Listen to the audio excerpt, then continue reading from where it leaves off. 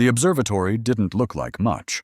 From the outside, Station H-24 was just a pale ring hanging in the dark, one more metal halo lost at the edge of a minor red dwarf.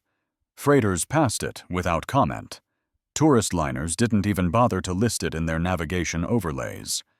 H-24 was where the Concorde sent people who liked staring into the dark and asking uncomfortable questions about planets that tried very hard to kill everything on them. Inside, it smelled faintly of coolant, recycled air, and hot circuitry. Human normal, Lena Ward thought. If she ignored the low thrumming coming from the Vexery reactor node and the occasional click of quillin feathers from the next console over, she could almost pretend she was on an old Terran orbital. Almost. "Lena," came a voice like glass being bowed with a violin string. "Your neural interface is still active." Lena blinked and winced. The faint overlay of numbers and color-coded hazard bands evaporated from her vision as she pulled the contact patch away from her temple. "Sorry," she said. "Got lost in the noise." Across the circular control room, Kesa stood motionless in her harness, 3 meters of translucent crystalline geometry catching the thin light from the screens. The Vexori's surface shimmered with faint spectrums that Lena had learned, over the last 6 months, to read almost like expressions. Right now, those rainbow shards were a neutral, steady gradient. Focused, not angry. "You have been staring at that data set for 8.3 hours, Kesa said. "Noise has had enough of you." On the console next to Lena's, something clicked rapidly. Kix, the Quillin data analyst, hunched over their display, feather crest rippling as they scrubbed through a timeline with frenetic precision. "It's not noise," Kix muttered. "Well, not just noise. Look." Lena rubbed her eyes and leaned forward. H-24's main holodisplay floated above the central pit, currently showing a scatter of stars and annotated planetary systems in pale blue. Most of them pulsed a subtle red around their edges, the historical Deathworlds, past and present. The present ones were bad enough. The red ones that were crossed out entirely were worse. Lena gestured, pulling a collapsed thread open with 2 fingers. A waveform exploded into 3-dimensional view, unfurling like a pale ribbon of light. "Last signal from Gwenar-16, Kix said. "One of the old Class 5 Deathworlds." The name made Lena's stomach tighten. Gwenar-16 had been the worst kind of archaeological rumor when she was still on Earth. A planet that had once hosted a civilization tough enough to climb out of a gravity well that would have crushed a human to paste, and then gone silent. Lena watched the waveform scroll. The main signal was what she'd expect. Broad-spectrum distress, encoded packets of science teams screaming into the void about atmospheric inversion, temperature, spikes, structure collapse. Underneath, almost invisible, a thinner line pulsed at regular intervals. Lena frowned. "I'm not seeing it," she said. "Hold," Kix replied. "Filtering." The Quillin's claws danced. Filters slid into place over the waveform. Compression, denoising, frequency isolation. The fat braid of signal thinned as layers bled away. What remained was a faint, rhythmic pulse, jagged but strangely regular.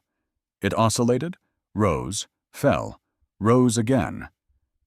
"It looks like a checksum that's gone wrong," Lena said, "or a corrupted timestamp."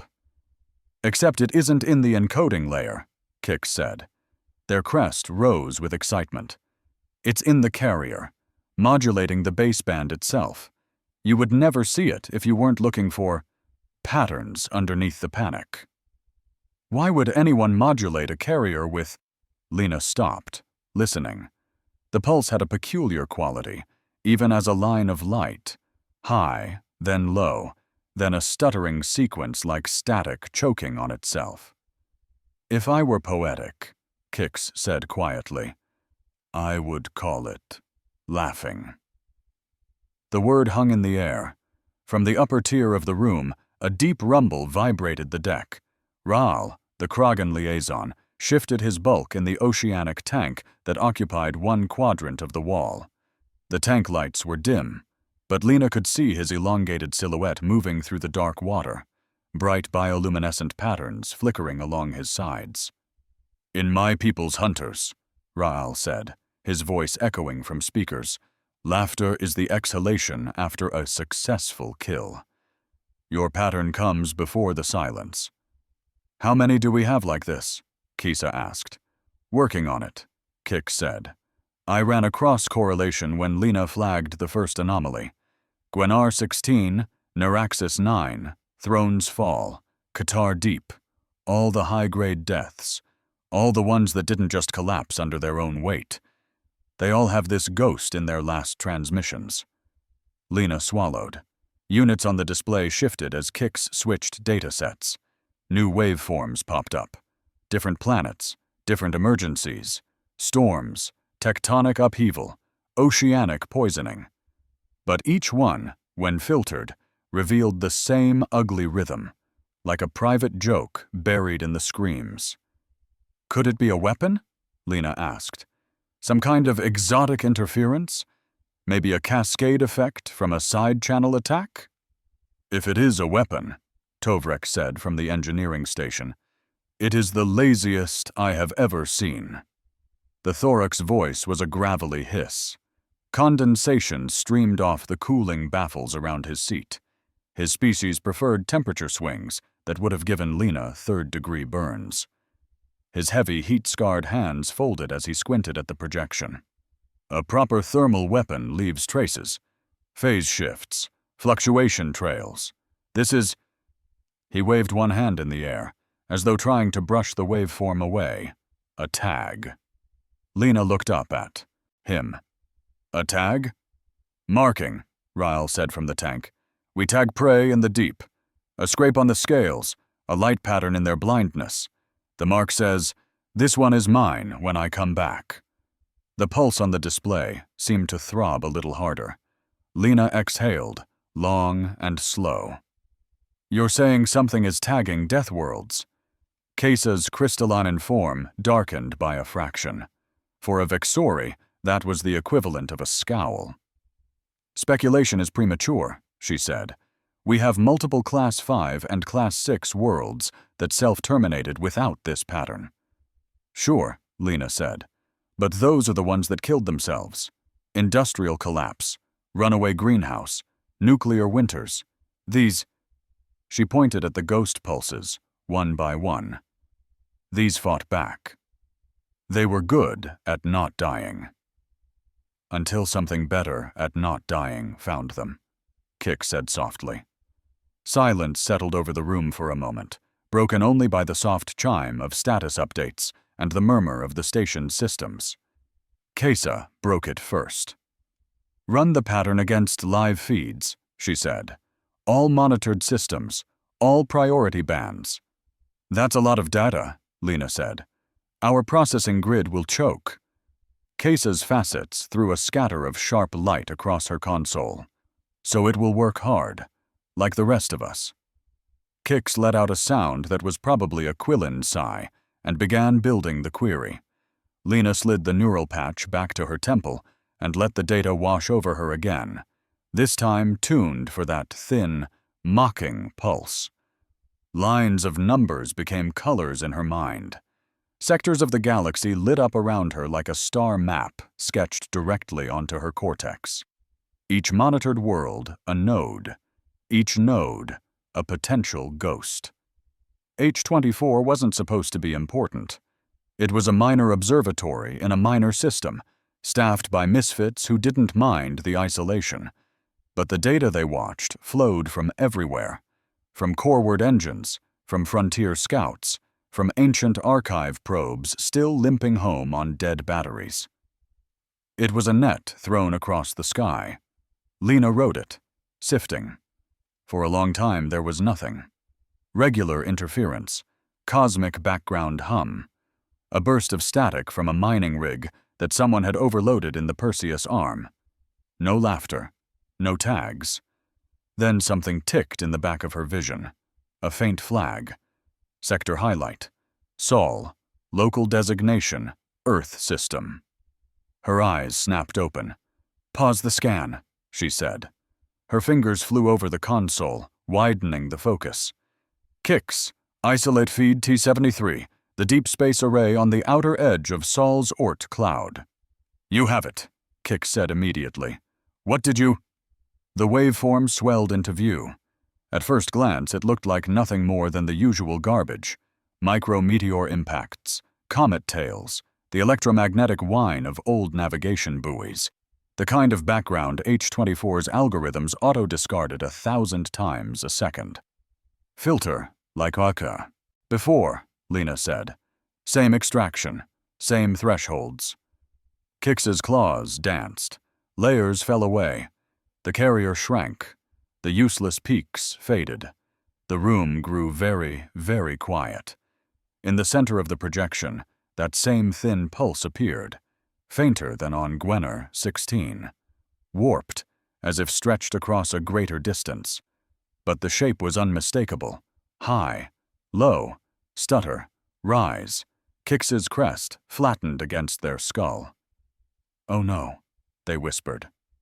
"Timestamp," Kesa said, her voice suddenly sharp. 3 days ago," Kix said. "Local time," Tovrek hissed. 3 days after Earth's reclassification went public. The observation room seemed to tilt. Lena gripped the edge of her console, breathing carefully. She remembered the message bursts coming through the mesh. Earth, her messy, stubborn home, officially crowned as the Concorde's highest-grade Deathworld. Pride and dread and black humor spreading through human channels. "We did it," the memes had said. "We're the scariest rocks in the room." Something out there had apparently agreed. "We might be looking at a correlation that isn't a causation," Lena said, because someone had to say it. "Probe malfunction. Reflected signal from the announcement traffic. Some idiot human science ship broadcasting victory songs into the void." "For once," Tovrek said, "I would like to believe the stupid explanation. But the timing is too clean." "And the pattern matches within a tolerance of .003, Kix added faintly. "It's the same tag. Just starting." Raal's tank lights dimmed to a deep, troubled blue. "The old worlds did not all die at once," he said. "The hunts took time. The tags came first." Kesa shifted in her harness. Fractured light cascaded through the room. When she spoke, the harmonics in her voice were tight, controlled. "Station protocol in the event of a systemic threat," she said, "is to inform the Concord Xenological Council via secure channel." "And ignite half the galaxy in panic," Tovrek muttered. Kix nodded miserably. "If we tell them, every news mesh from here to the core will run with it. Unknown predator hunting death worlds is not the kind of headline you can bury." "If we do not tell them," Kesa replied, "and this is what it appears to be, then we stand by while an apex hunter approaches my world, and yours, and Raal's, and every other world that learned to eat catastrophe for breakfast." Lena stared at the little pulse in the air. Her throat felt dry. Earth, she thought. Mom in Chicago complaining about the lake effect winds. Her brother sending her pictures from some ridiculous mud race because running in comfortable conditions is for cowards. Streets that flooded twice a year, baked twice a year, shook slightly whenever fracking drills went too deep. They had laughed about surviving a Class 7 death world. They'd made T-shirts. What if the universe laughed back? "I can send a preliminary packet," Lena said quietly. "Flagged as unconfirmed. That might keep it off the public channels for a few days while the council argues about whether we're cranks." Kix's crest twitched. "You would be using bureaucracy as a buffer." "Is there a better kind?" Tovrek asked dryly. Kesa considered. Her facets flickered through muted colors that Lena couldn't quite interpret. At last, the Vexori inclined her upper mass fractionally. "Do it," she said. "Send enough to be taken seriously, not enough to be sensational." Lena nodded and began assembling the report. She pulled in the stacked waveforms from the dead worlds, highlighted the matching pulses, overlaid the new Sol system data. The words felt brittle, even as she typed them. Unidentified carrier modulation pattern. Present in final transmissions of multiple Class 5-6 Deathworlds. Now detected in outer Sol system. Correlation with Earth reclassification event, strongly suggested. She hesitated over the subject line, then tagged it. Possible predatory cosmic phenomenon. Request for priority review. She signed it, encrypted it, and routed it through the most conservative channels she could, the ones that went to specialists first and politicians later. Sent, she said. Delivery in 12 minutes if the mesh gods are kind. They are never kind, Kix said. An alarm chimed. Everyone in the room looked up. A new icon had appeared on the main holodisplay, out past the stylized blue dot marking the local star. No label yet, just a pulsing yellow marker at the very edge of H24's monitored volume. Contact, Tovrek said, already pulling up his engineering readouts. We weren't due for a ship. Not a ship, Kix said, voice suddenly thin. Their fingers flew. The icon zoomed. It wasn't a point, not exactly. More like a smear, space where the starfield behind it warped strangely, as if someone had dragged a thumb across wet paint. Local gravitic readings ticked upward, then downward, then sideways in ways Lena's intuition didn't like at all. Mass estimate? Kesa asked. Fluctuating, Kix said. It's not moving on a normal trajectory. It's not burning drive. It's just sliding, Raal supplied, a low hum in his speaker. Like something in the deep choosing a new current. Lena's skin prickled. Vector, she whispered. Where is it heading? Kix ran the projection.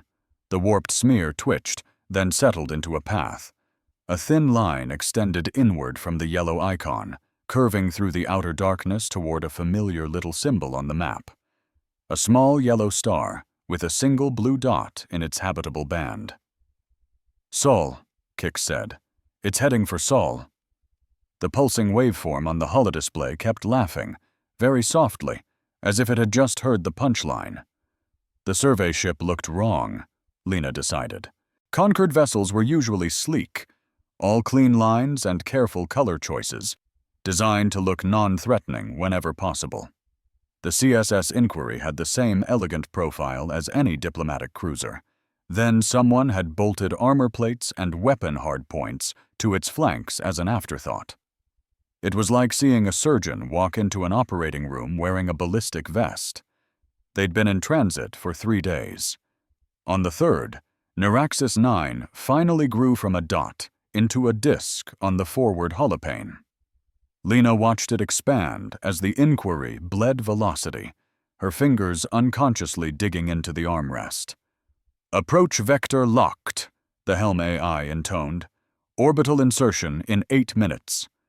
The planet filled the view, a mottled sphere of browns and ash grays, smeared with faint white, where cloud layers still clung to the exosphere.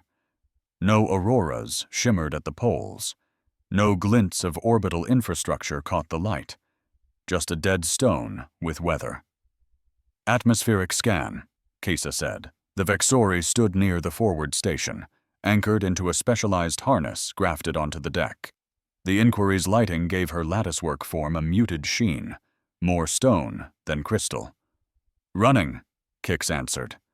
The Quillen's crest was flattened from the acceleration burn, feathers pressed neatly to their skull. They flicked through the incoming data with the restless precision that Lena had come to recognize as trying not to panic. Composition is mostly nitrogen, carbon dioxide, trace sulfur, Kix said slowly. Oxygen at 0.4%. That's barely enough to oxidize exposed metals. So not a classic atmospheric burn-off, Lena murmured. If this had been a runaway greenhouse or industrial collapse, we'd see other residues. The old survey logs listed complex organics in the air. Volatiles, life signatures. Logs are 212 years old, Tovrek said from the engineering console. A lot can die in 2 centuries.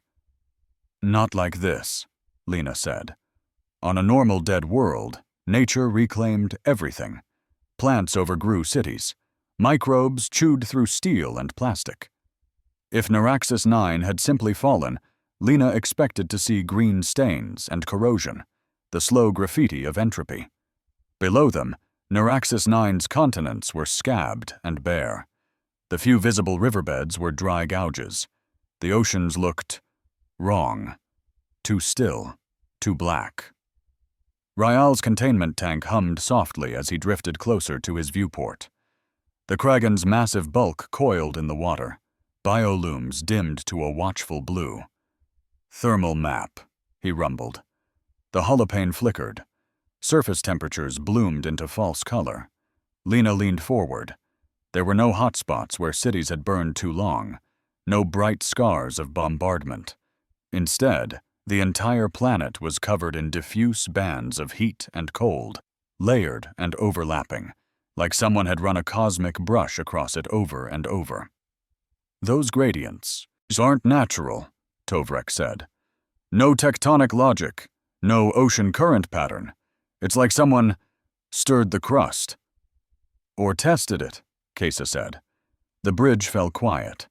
The ship's systems hummed and clicked and breathed. Landing zone? The helm prompted. Kesa brought up an overlay of the last Neuraxis survey. A cluster of blue dots appeared on the daylight side. Former city sites, research outposts, deep ocean platforms. There, Lena said, pointing at one of the inland dots. Central Nexus City. If they had long-term data storage, it would be there. And if anything about how they died was recorded. We will find it, Kesa finished. The shuttle bucked as it hit the upper atmosphere. Dust and aerosols scraped along the hull in a hiss Lena could hear through her seat. The inertial dampers compensated, but her stomach still tried to surge up into her throat. Surface winds nominal, the shuttle AI reported. Chemical particulates. Abrasive. Recommend sealed suits at all times. Noted, Lena said, fingers clamped around her restraints. To her right, Kix made a low clicking sound that might have been a curse. Across from them, Tovrek frowned at the hull status display. The thorax skin steamed faintly where his natural heat met the cooled air of the cabin. Ryal's tank secure? Lena asked. Yes, came the watery rumble from the rear compartment. The Kragan occupied most of the shuttle's cargo space, ensconced in a reinforced pod filled with high-pressure saline. Bundles of cables ran from that pod into the shuttle systems, environmental, communications, a direct neural link to the ship's sensors. I do not envy your mobility, Kix muttered. I do not envy your need to breathe this air, Ryal replied mildly. The shuttle shook hard once, then steadied. Outside, the murky gray cleared to a hazy brown. Neuraxis 9's surface unfurled below, a broad expanse of cracked, sun-baked plain leading to low ridges. In the distance, something that might have been mountains hunched under a dirty sky. Any beauty the world had once had was gone, Lena thought. This was what remained of a place that had terrified early surveyors with its storms and predators and resilient cities. There, Kesa said quietly, gesturing toward a darker patch of geometry jutting from the plain. The ruins of Central Nexus hadn't collapsed into piles. They had melted. What little remained of the city looked as though an immense heat front had swept through at ground level and lingered just long enough to slump buildings into half-formed, glassy shapes. Towers sagged and froze mid-fall. Bridges curled like frozen waves. Streets were buried under a thin layer of vitrified dust that reflected the shuttle's landing lights in a dull, oily sheen. The shuttle touched down on a cracked, level pad that might once have been a plaza. The landing struts dug into glass and ash. Atmosphere. Stable, the AI said. External pressure within suit tolerances. Toxicity. High. Radiation. Within safe limits for short exposure. The ramp lowered with a hiss. Heat hit Lena first. Not the wet, smothering heat of a Terran jungle or the dry furnace of a desert, but something flat and exhausted, heat soaked into stone and left there. The air smelled of mineral dust and old lightning. She stepped out in her suit, boots crunching on the glass, her HUD painted outlines over the landscape, ghostly reconstructions extrapolated from the old survey data. Where her eyes saw melted arches and broken spires, the overlay showed sharp tower lines, transit rails, the faint suggestion of vehicles and figures moving. They were vertical builders, Kix said quietly over the suit channel. Most of their major infrastructure was elevated. Ground level was mostly conduits and maintenance. Lena walked to the edge of what had been a street. Below the glass crust, she could see thin, dark lines, pipes, cables, ductwork, all fused together. What could cause this? She asked. A weapon? Tovrek crouched and brushed gloved fingers over the surface. The overlay snapped a temperature reading into her display, still warmer than it should have been. Not a single strike, he said. No directional pattern, no blast center. This is more like... The air itself heated, from knee-height up, a planetary-scale convection wall. Like a planet-wide broiler, Lena said. A broiler that left the bones, Raal added from the shuttle, patching into their feeds. Look there. He highlighted something on Lena's HUD. She turned. Half embedded in a melted wall was a skeletal structure the size of a ground car. Elegant arcs of bone, 4 stacked eye sockets, a jaw lined with blunt but heavy teeth. The skull was intact. The surrounding stone looked as though it had tried to liquefy around it and failed. Lena swallowed. It cooked them alive. Fast enough that structural collapse was incomplete, Kisa said. Slow enough that they had time to scream and record. That's optimistic, Kix muttered. Forward, Kisa said. They moved through the ruins, careful of jagged edges and brittle surfaces. Their suit lights picked out twisted metal, half-molten signage in an alphabet, the translation layers still half-recognized. Occasionally they passed fragments of things. A limb fused into the ground. A handprint melted deep into glass. A playground structure slumped over like a dying animal. Lena forced herself not to look too closely. She focused on the data. The old survey puts the Nexus archive under the central plaza, she said. If we're on target, the main access shaft should be... Her boot hit something hollow. She looked down. A wide circle of glass lay before her, smoother than the surrounding crust, flecked with darker inclusions. In the center, a jagged fracture radiated outward in spiderweb cracks. Here, she finished. Tovrek joined her and tapped the glass with a boot. Subsurface cavity. Depth, 30 meters. Structural supports below look mostly intact. Case's body brightened by a degree. We open it. Gently, preferably, Kix said. I do not want to fall into the last diary of a dead world. Cutting through the glass turned out to be easier than Lena expected, and harder than she wanted. The vitrified crust was surprisingly brittle once they scored it. A few carefully placed charges from Tovrek cracked a section loose. It shattered and fell inward, smashing into a lower platform with a sound like distant thunder. Dust billowed up, then settled. Suit filters whined. Lena peered down into the dark. Her suit light caught the edges of metallic ribs and shattered platforms, all leading downward into a shaft lined with hexagonal patterns. Ladders, she said. They built actual ladders. That feels comfortingly primitive. Or terrifyingly physical, Kix countered. On my world, anything that required you to trust your own limbs at this height was considered a religious test. Enough philosophy, Kisa said. We descend. Lena, you lead. Your suit is rated for the widest environmental variance. You mean I bounce well, Lena said under her breath. She clipped her line, checked the tension, and swung her legs over the edge. The ladder rungs were slightly too far apart for human proportions. Whoever had designed this shaft had been longer-limbed. She climbed anyway. The temperature dropped as she descended. Her breath rasped in her ears, too loud. The suit lights painted the walls.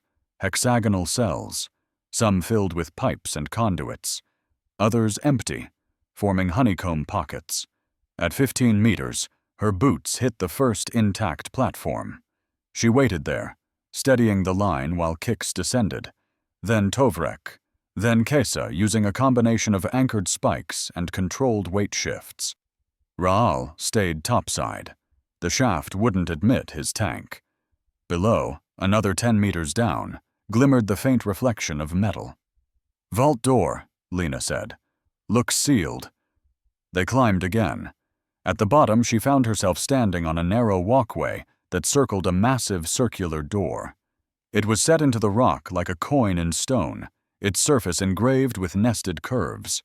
In the center, 3 concentric rings intersected, the old Neuraxis symbol for continuity, according to the archive. "Power readings?" Kesa asked. Kix tapped their wrist console. "Trace residuals only. No active systems. It died a long time ago." "Manual then," Tovrek said with grim satisfaction.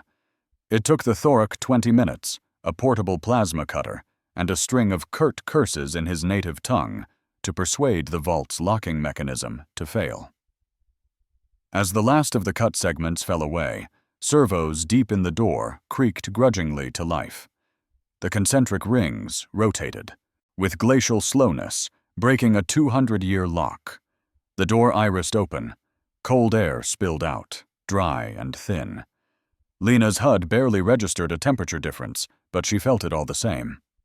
A psychological chill. They stepped through into the archive. Rows of crystalline pylons rose from the floor like a forest of frozen lightning. Each one was shot through with threads of faint color. The floor was smooth, the ceiling low, the space oddly intimate for something that had probably held the sum of a civilization's knowledge. Backup power came from microthermal differentials, Kix murmured, tracing the lines in their mind. This room was meant to last. Did it? Kisa asked.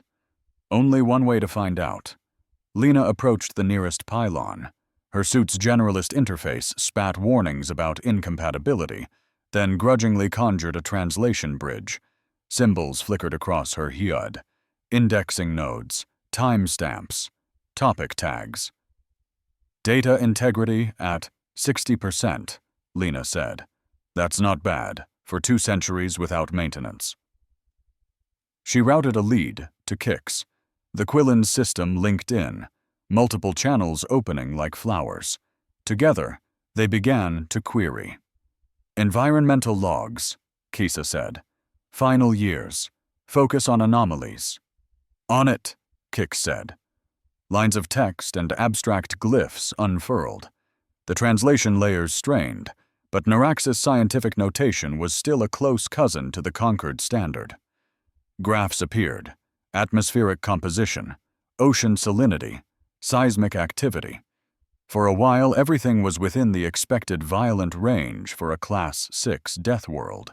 Then, 57 years before the last transmission, a new line appeared on the graphs, an uptick in high atmospheric ionization without a clear source. Upper atmosphere began changing first, Lena said. No solar surge, no magnetospheric inversion, just fields reorienting. Like a net being cast, Raal said in their ears. Seismic readings spiked next, not in jagged random bursts like normal tectonic activity, but in smooth rolling waves that circled the globe at regular intervals. Someone was pumping energy into the crust, Tovrek said. Evenly, systematically, testing structural limits. They noticed, Kix added. Look. Logs shifted. Text entries became more frequent. The slang grew thicker, harder to parse. The translation filled gaps with placeholders. New pattern in sky. Observation arrays report persistent object beyond orbital path. Not comet, not ship. Does not move right. Lena swallowed. Show the object. A crude visual projection flickered onto her HUD. The Neuraxis view of their own sky. Filtered, enhanced. Among the stars, a smudge of wrongness loomed, not much more than a slightly darker patch where light bent. It grew larger as the log progressed, but always wrong, always dull, always in the same relative place no matter how the planet moved. Gravimetric, anomaly, Kesa said. No emission lines, no drive signature. 14 years later, Kix whispered, paging through. They get the first sound. The waveform appeared in the corner of Lena's vision. High, low, stutter, rise. She had to fight the urge to rip the neural patch off her temple. They heard it as interference on their deep-wave communications, Kix said. Engineers thought it was some kind of internal fault. They tried to filter it out. They failed, Raal said. Logs shifted again. Storm patterns became orchestrated. Not random weather systems, but global resonances. Heat waves chased cold fronts.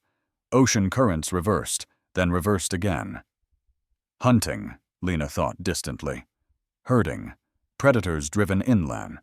Inland by temperature swings. Migrations failing. Disease vectors shifting without expected correlation. The text entries began to fracture, grammar breaking down under stress. Faces appeared. Neuraxis researchers speaking into recorders, their multiple eyes bright with fear, trying to explain. The translation rendered one of them in Lena's ears as a thin, shaking voice. We have always lived with enemies, it said. Heat, cold, teeth, pressure. We have triumphed over them because they play by rules, patterns. They seek equilibrium. This does not. It tracks our adjustments and delights in them. Every time we adapt, it smiles. The recording glitched. The carrier waveform fluttered into the now familiar laugh before stabilizing. We move inland. It dries the rivers. We go to the trenches. It crushes the deep. We wrap ourselves in machines. It rusts them from the inside out. It is not a storm. It is not a god. It is audience. The Neuraxis speaker looked up, as if seeing Lena through the centuries. If anyone hears this, they said softly, do not show it. You are interesting. The recording cut off mid-sentence. File corrupted. Kix exhaled a breathy hiss. 60% integrity feels like a cosmic joke now. Keep going, Kisa said. Her light had gone very still. Last days. I want to know how long they survived. The graphs compressed. Time accelerated. Lena watched an entire civilization's death spiral in minutes. Attempted planetary shields, overwhelmed by distributed thermal input. Mass burrowings to deeper crustal layers. Corridors collapsed by synchronized tremors. Oceanic refuges, boiled. Their last coherent message wasn't from a government or a military node, but from a small research outpost in the southern hemisphere. The attached video popped up without Lena asking for it. A Neuraxis scientist sat in a bunker that hummed with failing generators, their carapace mottled with heat stress. The walls behind them had warped slightly, as if the rock itself had softened. We marked the pattern in our sky, they said, voice hoarse. We traced it back. It sits in the dark between our sun and the nearest neighbor. It has been there, longer than we have had metal. Maybe longer than we have had fire. They laughed once, bitterly. The sound overlapped with the carrier's distant chuckle. We thought we were alone being hunted, they said. Then we pointed our arrays outward, and we found others. Worlds like ours, bright and loud and stubborn. We saw the pattern in their deaths, the same storms, the same laughing noise in their last cries. The scientist leaned closer. Their multiple eyes were bright. We tried to warn them, they whispered. We screamed up the well. But to send a warning, you must say where you are. Their mandibles flexed in something that might have been their species' version of tears. We painted a target on our own skin. The feed shook. The vault around them groaned. Dust fell like snow. "If you hear this," the Neuraxis said, words tumbling now, "you are either very far away, or it is already looking at you. Run if you can. Hide if you cannot. And if it tags you—" The waveform surged. The laugh cut across their voice, drowning out the rest. For a heartbeat, the entire archive chamber echoed with that ugly, delighted rhythm. Lena ripped the neural patch off. Silence crashed in. Her own breath roared in her ears. "You cut the feed," Kesa said. "I got enough," Lena whispered. Her hands were shaking. Kix's crest was plastered flat, their pupils pinpricks. Their last transmission to the Concorde. They hesitated. Never arrived. It bounced off a relay that failed 3 days later. By the time anyone checked, Neuraxis 9 was already dark. The Council wrote it off as an internal catastrophe. "Convenient," Tovrek muttered, "for the universe's appetite." "We have our correlation," Kesa said quietly. "The pattern appears. The hunter tests the world. The world fights. The hunter escalates, until there is nothing worth testing left. And then," Raal said, "it leaves. Or stays just far enough to watch the ashes cool," Lena said. A soft chime sounded at the edge of her HUD. Kix said. "That is not an archive alert." "What is it?" Kesa asked. "Ship ping," Kix replied. "The inquiry just sent a priority flag. External sensors picked up something in the upper atmosphere." Lena's mouth went dry. "We're in a vault 30 meters down in a dead city. Please don't say the words, 'approaching contact,'" Kix swallowed. "I will say the words, 'residual lattice.' The ship's ion spectrum filter is detecting structured charge patterns in the sky directly above this city. It looks like a web. Faint, but present." "Not natural?" Tovrek asked, though he already sounded like he knew the answer. "Not unless Neuraxis thunderstorms developed a sense of geometry," Kix said weakly. Kesa's facets darkened. "We are standing under the remains of its eyes." Lena looked up, as if she could see through the rock and glass to the sky above. For a moment she imagined a mesh of invisible lines crisscrossing the air, each one a nerve ending in some vast, patient mind. "It tagged this world," she said slowly. "It built a sensor net to watch every adaptation, every migration, every desperate trick. Then it turned the environment up until there was nothing left to watch. And it left enough lattice here to recognize when someone comes snooping," Raal said. "If it reactivates when touched." As if on cue, another soft chime echoed in their helmets. Then a third, higher pitched, like a question mark made of sound.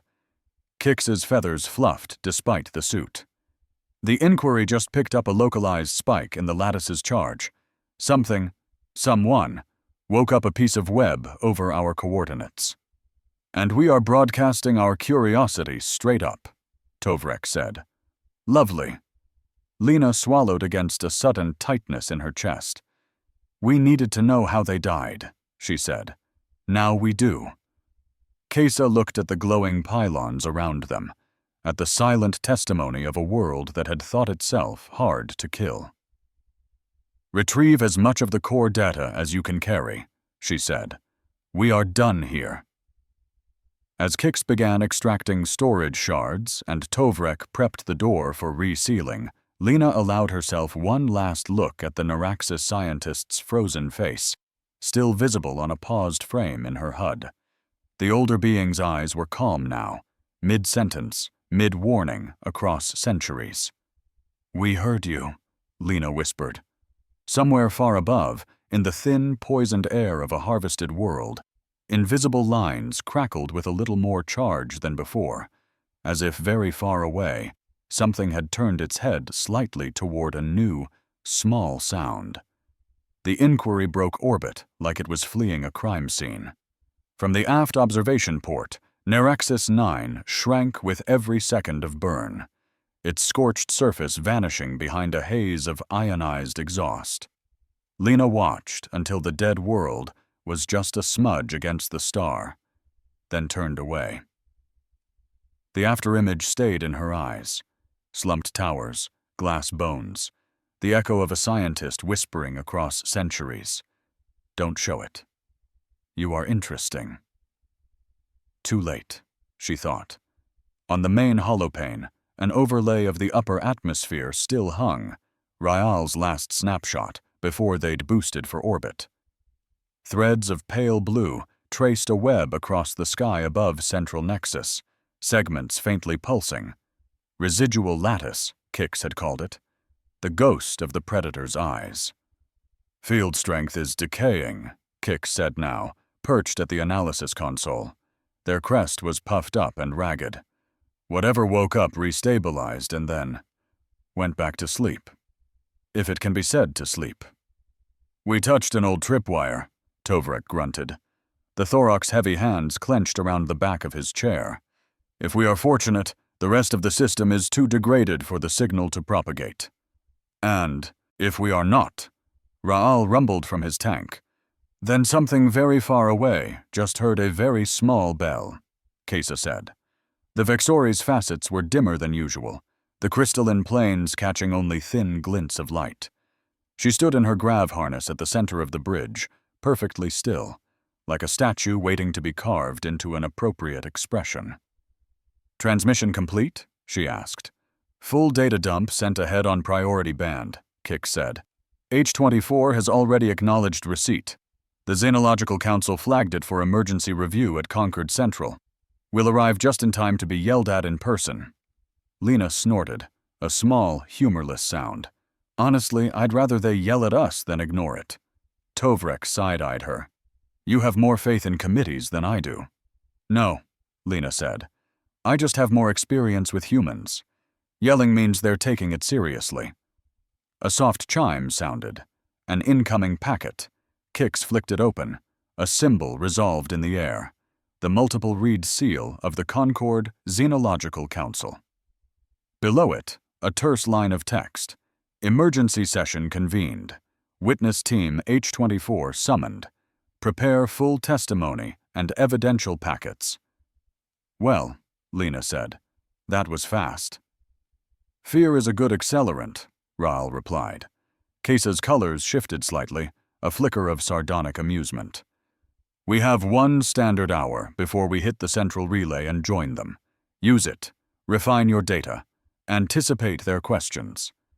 Are you sure? We'll be first, Kix muttered. Second will be, can it be contained? Tovrek said. Third, Lena added, will be, does it threaten us politically? Kesa's facets went still. We answer the first 2 as honestly as we can. The third is not our problem. Lena wasn't so sure about that. Concord Central wasn't a place exactly.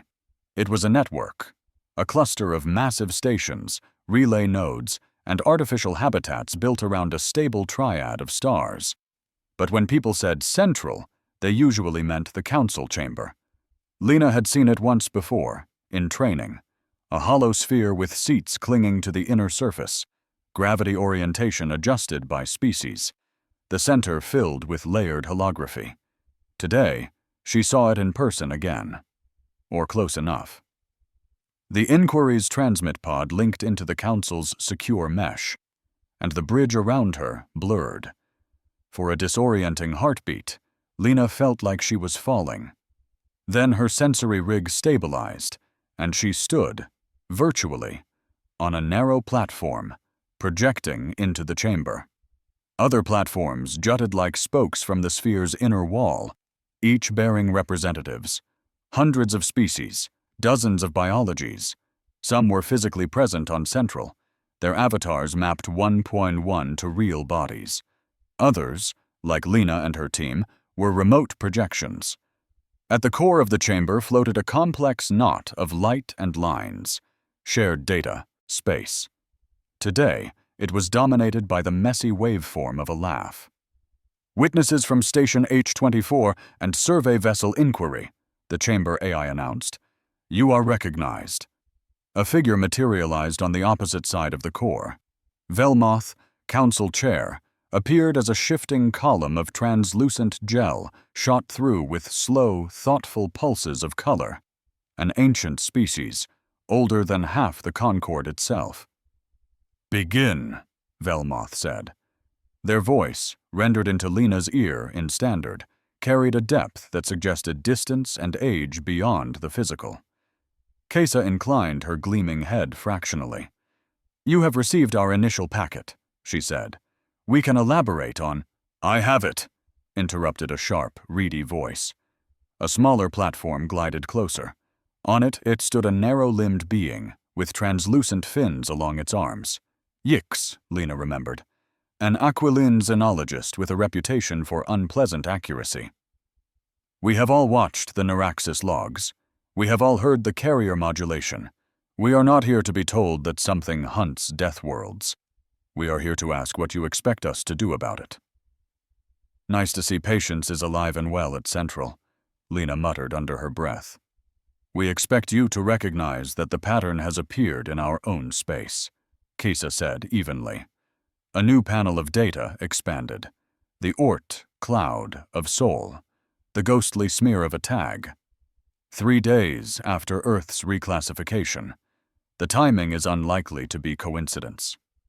"That assumes the Predator responds to our classification events," objected another voice, this one accompanied by a blossom of color and rippling membrane. Sexaval, whose entire species communicated with bioluminescent displays. Right now, their colors flickered between doubt and alarm. "It could be a delayed reaction to something else." "Like what?" Lena asked, stepping forward for the first time. Her platform adjusted to keep her tethered in the chamber's shared orientation. "We've mapped the deaths of every high-grade Deathworld we know. The tag appears only when a world's parameters are broadcast widely. The more detailed the data, the stronger the signature. It's like it's sniffing the mesh for interesting meals." "So it eats information," Yix said skeptically. "No," Lena replied. "It eats worlds. It just uses our information to pick which ones to visit." The Neuraxis scientist's last words flashed at the edge of her awareness. "To send a warning, you must say where you are." "Consider the sequence," she continued. "Neuraxis, Gwenar, Thrones Fall. Their survey teams send home terabytes of data, atmospheric composition, predator-prey ratios, geological resilience. That data goes into the Concord mesh. Within decades, the tag appears in their outer systems. Then the tests begin." The central knot of shared data shifted. The Council's AI arranged the timelines as Lena spoke. Survey, broadcast, tag, escalation, silence. Velmoth's pulses slowed, then deepened. "We built a lantern," they said quietly, "and hung it in the dark. Now something is following the light," Raal rumbled from his own projection. In the chamber, he appeared as a coiled serpent of dark water suspended in a gravity lens. "And it has noticed a new flame." A miniature of the Sol system unfolded beside the Neuraxis timeline. The little smear at its edge pulsed, faint, but steady. "What is its nature?" asked another representative, a compact, chitinous being whose name Lena didn't catch. "Is it a ship? A life form? A phenomenon?" "We don't know," Lena said, keeping her voice flat. "It doesn't emit in any known Trevated band. It manipulates gravity and energy fields over stellar distances. It builds sensor lattices out of local plasma and charge differentials. It's old. The Neuraxis logs suggest it was in their sky before they had metal." "Could it be the remnants of a war machine?" Tovrek put in. His avatar, a rough, basalt-like figure, folded its arms. Some ancient civilization's self-sustaining weapon? Sexaval's colors skittered. Does its origin matter if the function is the same? It might, Yix said, if it follows rules. War machines obey parameters. Predators obey hunger. And this thing, Kix added, crest drooping, seems to consider our highest survival environments a delicacy. A murmur rippled around the chamber, translated across 100 languages and nervous systems. Enough, Velmoth said. The background noise dimmed. We can debate taxonomy later. For now we must ask, does this entity present an immediate threat to Concord assets? Yes, Kisa said bluntly. There was a pause. You are certain, Velmoth said. Not quite a question. Kisa's crystalline planes flared, scattering sharp white light. It has already destroyed multiple high-adaptation biomes. It has tagged Sol. Earth is a death world whose people have only recently joined us. It is both a rich environment and naive prey. Of course it is in danger, and because it sits at the junction of several transit corridors, we are in danger with it. Then close the corridors, someone snapped. A new platform edged closer, bearing a tall, pale being wrapped in layers of shimmering fabric. Vlast, if Lena remembered the gossip correctly. A conservative from a high-gravity core world. Quarantine the system, collapse the gates, let the Predator and the humans concern each other without dragging the rest of us into it. Lena's hands clenched at her sides. You can't be serious, she said. Why not? Vlast's eyes glittered. By your own data, the entity hunts worlds that challenge it. Earth has already survived worse environments than most of our member states could tolerate. They are uniquely suited to endure, and you are uniquely suited. Raal cut in, voice, taking on a dangerous undertone, to sacrifice another species while pretending it is a compliment. Vlast recoiled slightly on his platform. I am suggesting triage. You are suggesting we throw my world to the wolves, Lena said. Her chest felt tight, but her voice came out clear. You think we'll just take it? Enough, Velmoth said again, sharper this time. Their gel body pulsed a warning tone. We will not entertain proposals that violate Concord accession protocols. Earth is a member world. We do not abandon member worlds to predators we helped attract. That, Lena thought, was as close as an admission of guilt as they were going to get. So what do we do? Sexaval asked. Their membrane flickered through anxious greens. We cannot fight something we cannot even define. We don't fight it on its terms, Lena said, before she could talk herself out of it. Dozens of eyes, lenses, and sensory nodules turned toward her. Explain, Velmoth said. Lena inhaled slowly. Look at its behavior. It doesn't just destroy. It plays. It turns entire worlds into experiments. It drives prey into harsher environments and watches what they do. Every time a species comes up with a new trick, it turns the knob another notch. Neuraxis flashes flickered behind her eyes. The tailored storms, the inverted currents, the scientist's exhausted voice. It's not just hungry, she said. It's curious. It is, in its own way, a xenologist. A very bored, very cruel one. Your point? Yix asked. My point, Lena said, is that it follows interest. It goes where the most fascinating survival stories are. It's not roaming randomly across the void. It's following a trail of novelty. She glanced at the soul projection. The little smear pulsed, steady, patient. We can't hide Earth anymore, she went on. We've already shouted about it. But we might be able to distract it, to give it something more interesting to chase. Kix's crest twitched. You're talking about fabricating a decoy. More than a decoy, Lena said. The idea felt insane even as she spoke it, but insanity had never stopped her species before. We build a story. We take everything we know about death worlds, Earth, Vexor Prime, the Kragan depths, Thorok's home star swings, and we construct a composite. A better Deathworld. One so over the top that even this thing can't resist taking a closer look. Murmurs flared again. Words like lure, trap, and suicide floated through the translation band. Yix's fin edges rippled uneasily. You propose we lie to a cosmic predator?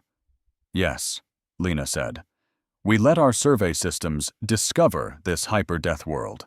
We seed the mesh with data about it. Carefully. Not enough to give away that it's fake, but enough to paint a target. Tovrek grunted.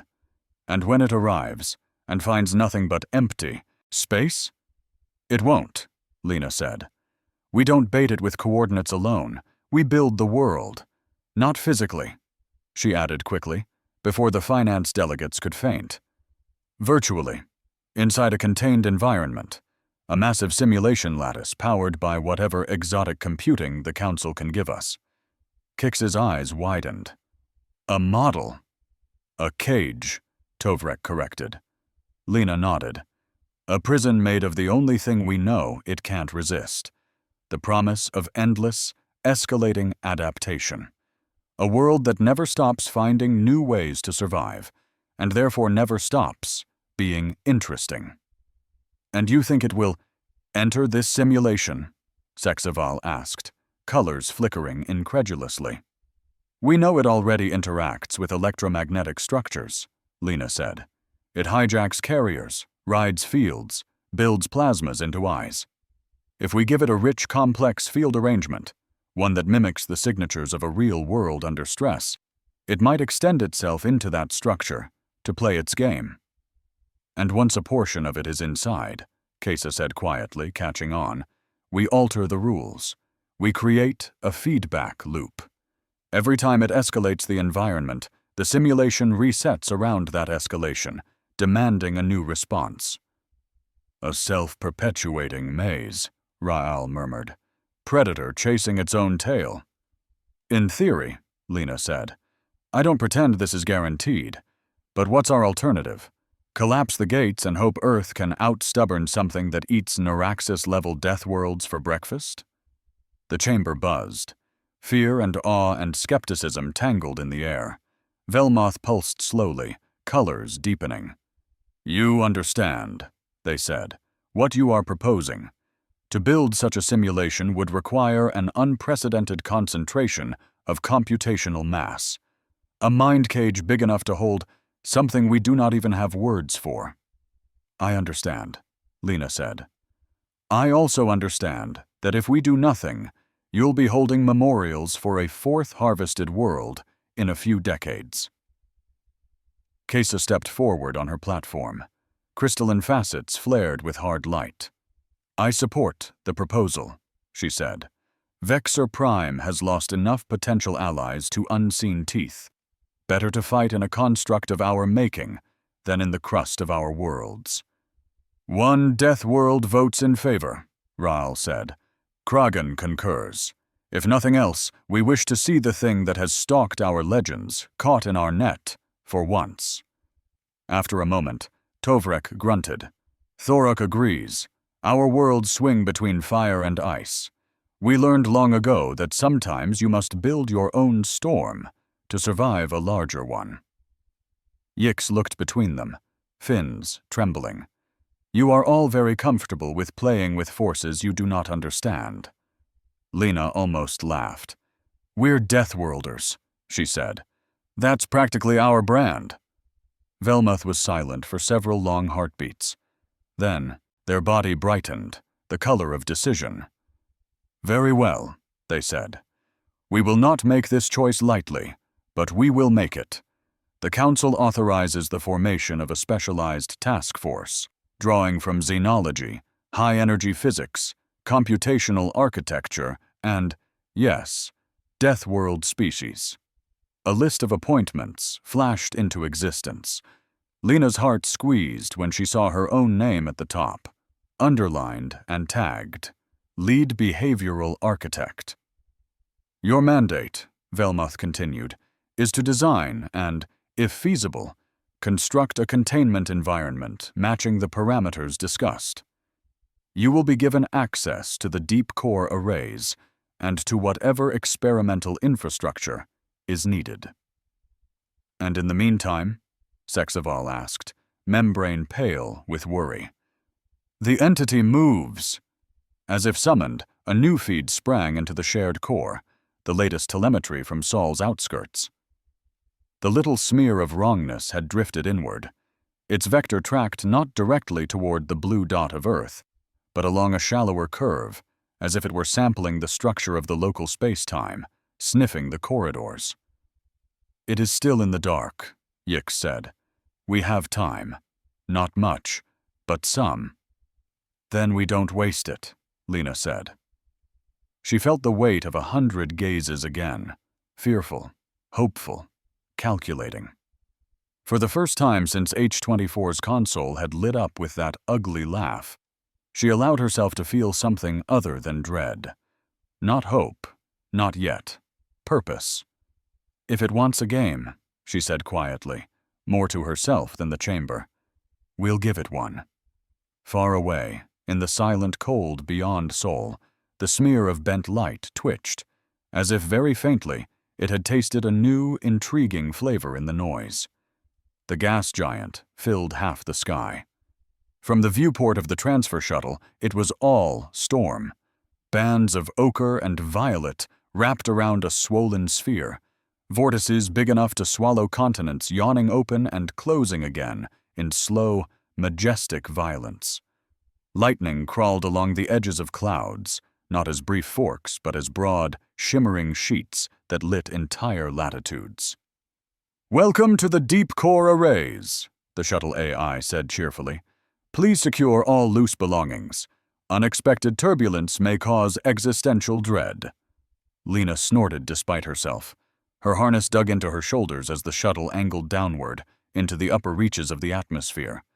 Pressure readings climbed. The hull vibrated under the caress of superheated gases. "They built computers in this," she murmured. "They hid computers in this," Kix corrected from the seat beside her. The Quillen's feather crest was flattened under the extra G. "Storms make good camouflage, also good cooling systems, for very large, very illegal devices." "Not illegal," Tovrek rumbled from the rear. The Thorok looked almost comfortable in the growing heat. "Merely classified above the comfort of politicians." The shuttle punched through a particularly dense layer. For a moment Lena's view was nothing but swirling cloud and static. Then the storms thinned, and something impossible came into focus. It hung in the gas giant's upper mantle like a spider in amber, a lattice of dark metal and shimmering fields, kilometers across, anchored in place by gravitic tethers that plunged down into deeper layers of atmosphere. It wasn't a single structure so much as a web of them, rings and nodes and spines, each humming with barely contained energy. Where the nodes met, space seemed to fuzz, as if someone had taken a high-resolution image of reality and smeared parts of it with their thumb. "The deep core arrays," Kisa said quietly. The Vexori's crystalline planes refracted the ghostly light from the lattice as the shuttle swung in. For the first time since Lena had met her, Kisa's colors were not neatly ordered. Threads of uncertainty flickered around her like low-level static. "Array Helios 12, specifically," another voice added, this one coming from the shuttle's internal speakers with a distinctly human cadence. "Apologies for the theatrics. The atmosphere makes for a dramatic entrance." The face that appeared on the cabin holoscreen was lean, dark-skinned, with sharp eyes and a tiredness that seemed bone-deep. Human, like Lena, though older by at least 20 years. "Director Arjun Das," Kix whispered. "I've read his papers. Half the current literature on quantum gravitic substrates is just people arguing with him." Arjun smiled thinly. "Flattered," he said, "and slightly concerned, given the circumstances. We've cleared you for direct docking. Once the outer locks cycle, please proceed to interface stage 1. And try not to touch anything that hums louder than you can hear." The holo winked out. Comforting man, Tovrek muttered. Docking felt like landing on an invisible floor. The shuttle aligned with a section of the lattice that looked to Lena like a tangle of pipes and force fields. The AI extended a docking collar into empty air. That empty air sparked, solidified, and became an airlock. Deep core tech, Lena thought. The line between structure and field blurred until you could stand on a magnetic equation. They cycled through 3 separate pressure layers and 2 decontamination fields before a final door opened on a corridor door that looked disconcertingly mundane. Brushed metal, soft lighting, a faint smell of ozone and coffee. "Welcome to Helios 12, Arjun said in person this time, waiting with 2 other figures. Up close, he looked exactly as he had in the holo, but the tiredness was tempered by a vibrating alertness, like someone running on too much caffeine and adrenaline. The badge on his chest read, Director, Deep Core Operations. Beside him stood a small, soft-bodied being with fur like gray fog and wide, liquid eyes. Sarah, according to the translation tag. Ethics Oversight, Garden World Coalition. On his other side was a hovering polyhedron of light, the station AI's avatar, currently presenting itself as a calm, slowly rotating shape. "Lena Ward," Arjun said, extending a hand. His grip was firm, grounding. "Behavioral architect. I read your field notes on H24. I wish I could say it was a pleasure." "Given what I wrote," Lena said, "if you'd said it was a pleasure, I'd have worried about you." A faint huff of amusement flickered across his face, then was gone. "Kesa Noth," he said, nodding to the Vexori. "Representative for Vexor Prime." Kesa inclined her upper mass fractionally. Her facets caught the light with sharp precision. "Director, Tovrek, Thorok Systems, Kix, Quillen Analytics, Raal, Kregan Liaison, currently occupying one of our pressure tanks in Bay 3, Arjun continued. "We've allocated quarters and interfaces for all of you, but I'm afraid we don't have the luxury of a leisurely acclimation." "Time," Sarah said softly, "is not on our side." Their voice was like warm rain. Lena glanced at them. Sarah's fur rippled in patterns her translator flagged as soothing, but their eyes were very serious. "The Council wants to know 2 things," Sarah went on. "Whether this plan is technically feasible, and whether it is morally survivable." "Morally survivable," Tovrek repeated. "That is an interesting pairing of words."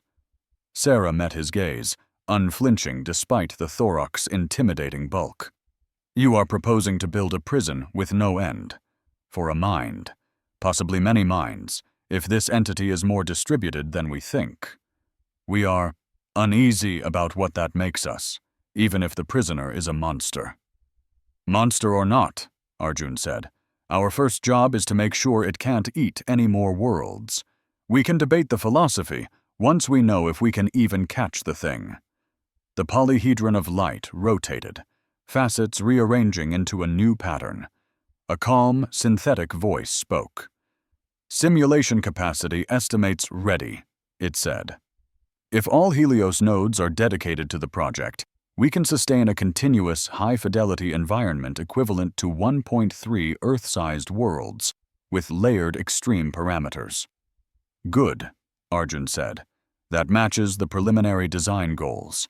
We can't build a universe, but we can build a very nasty planet." Lena exhaled slowly. "Then let's start ugly." They called the design chamber the Atelier. It was a spherical room deep within the lattice, its walls alive with shifting projections. As Lena stepped onto the central platform and let the interface mesh clamp onto her forearms, the sphere bloomed with color and data. Earth storms unfurled on one side. Hurricane spirals, lightning webs, temperature swings 30 degrees in a day. Beside them, Vexor Prime's gravity wells punched holes in a topographical model, mountains compressed into brutal, compact ranges. Opposite, Handwritten Kragan charts slotted into place, trench maps, pressure gradients, thermal vents in the abyss. Thorok's home star danced as a jittery ball of fusion, flares whipping out in regular, lethal pulses. "We can't just stack them on top of each other," Lena said. "If it feels like a collage, it'll smell wrong. It has to have internal logic, layers of hell, but each layer consistent." "That is why you are here," Arjun replied from the observation ring. He stood with Sarah and Kesa, all three watching the projections. "You have the dubious honor of thinking like a predator about what makes prey interesting," Lena grimaced. "Flattered." She lifted her hands. Interface cues flashed along her skin like fireflies. The storm patterns responded, drifting toward her fingertips. She dragged a section of Terran mid-latitude climate over a vexury gravity basin. "First principle," she said. "Environment that rewards adaptability. Every path to safety should come with a new kind of danger baked in." She raised a mountain range, sharp, jagged, high. On its windward side, she painted forests with earth-thick atmospheres, oxygen-rich and storm-prone. On the leeward side, she stretched a Vexori-grade gravity gradient, so just crossing the ridge would feel like walking into invisible syrup. "In here," she murmured, more to the simulation than anyone else. "You go high, you get wind shear and lightning. You go low, you get crushed." She drew a hand downward. The ground cracked, yawning into a chasm. Kragan trench data poured in, deepening it into a narrow, lightless sea, pressure climbing in neat, horrifying curves. "Water refuges," she said, "for anyone smart enough to flee the surface heat." The water seethed. She added vent fields, superheated plumes pulsing with Thorok-style radiation spikes. Sarah made a small, distressed sound. "You are designing a nightmare."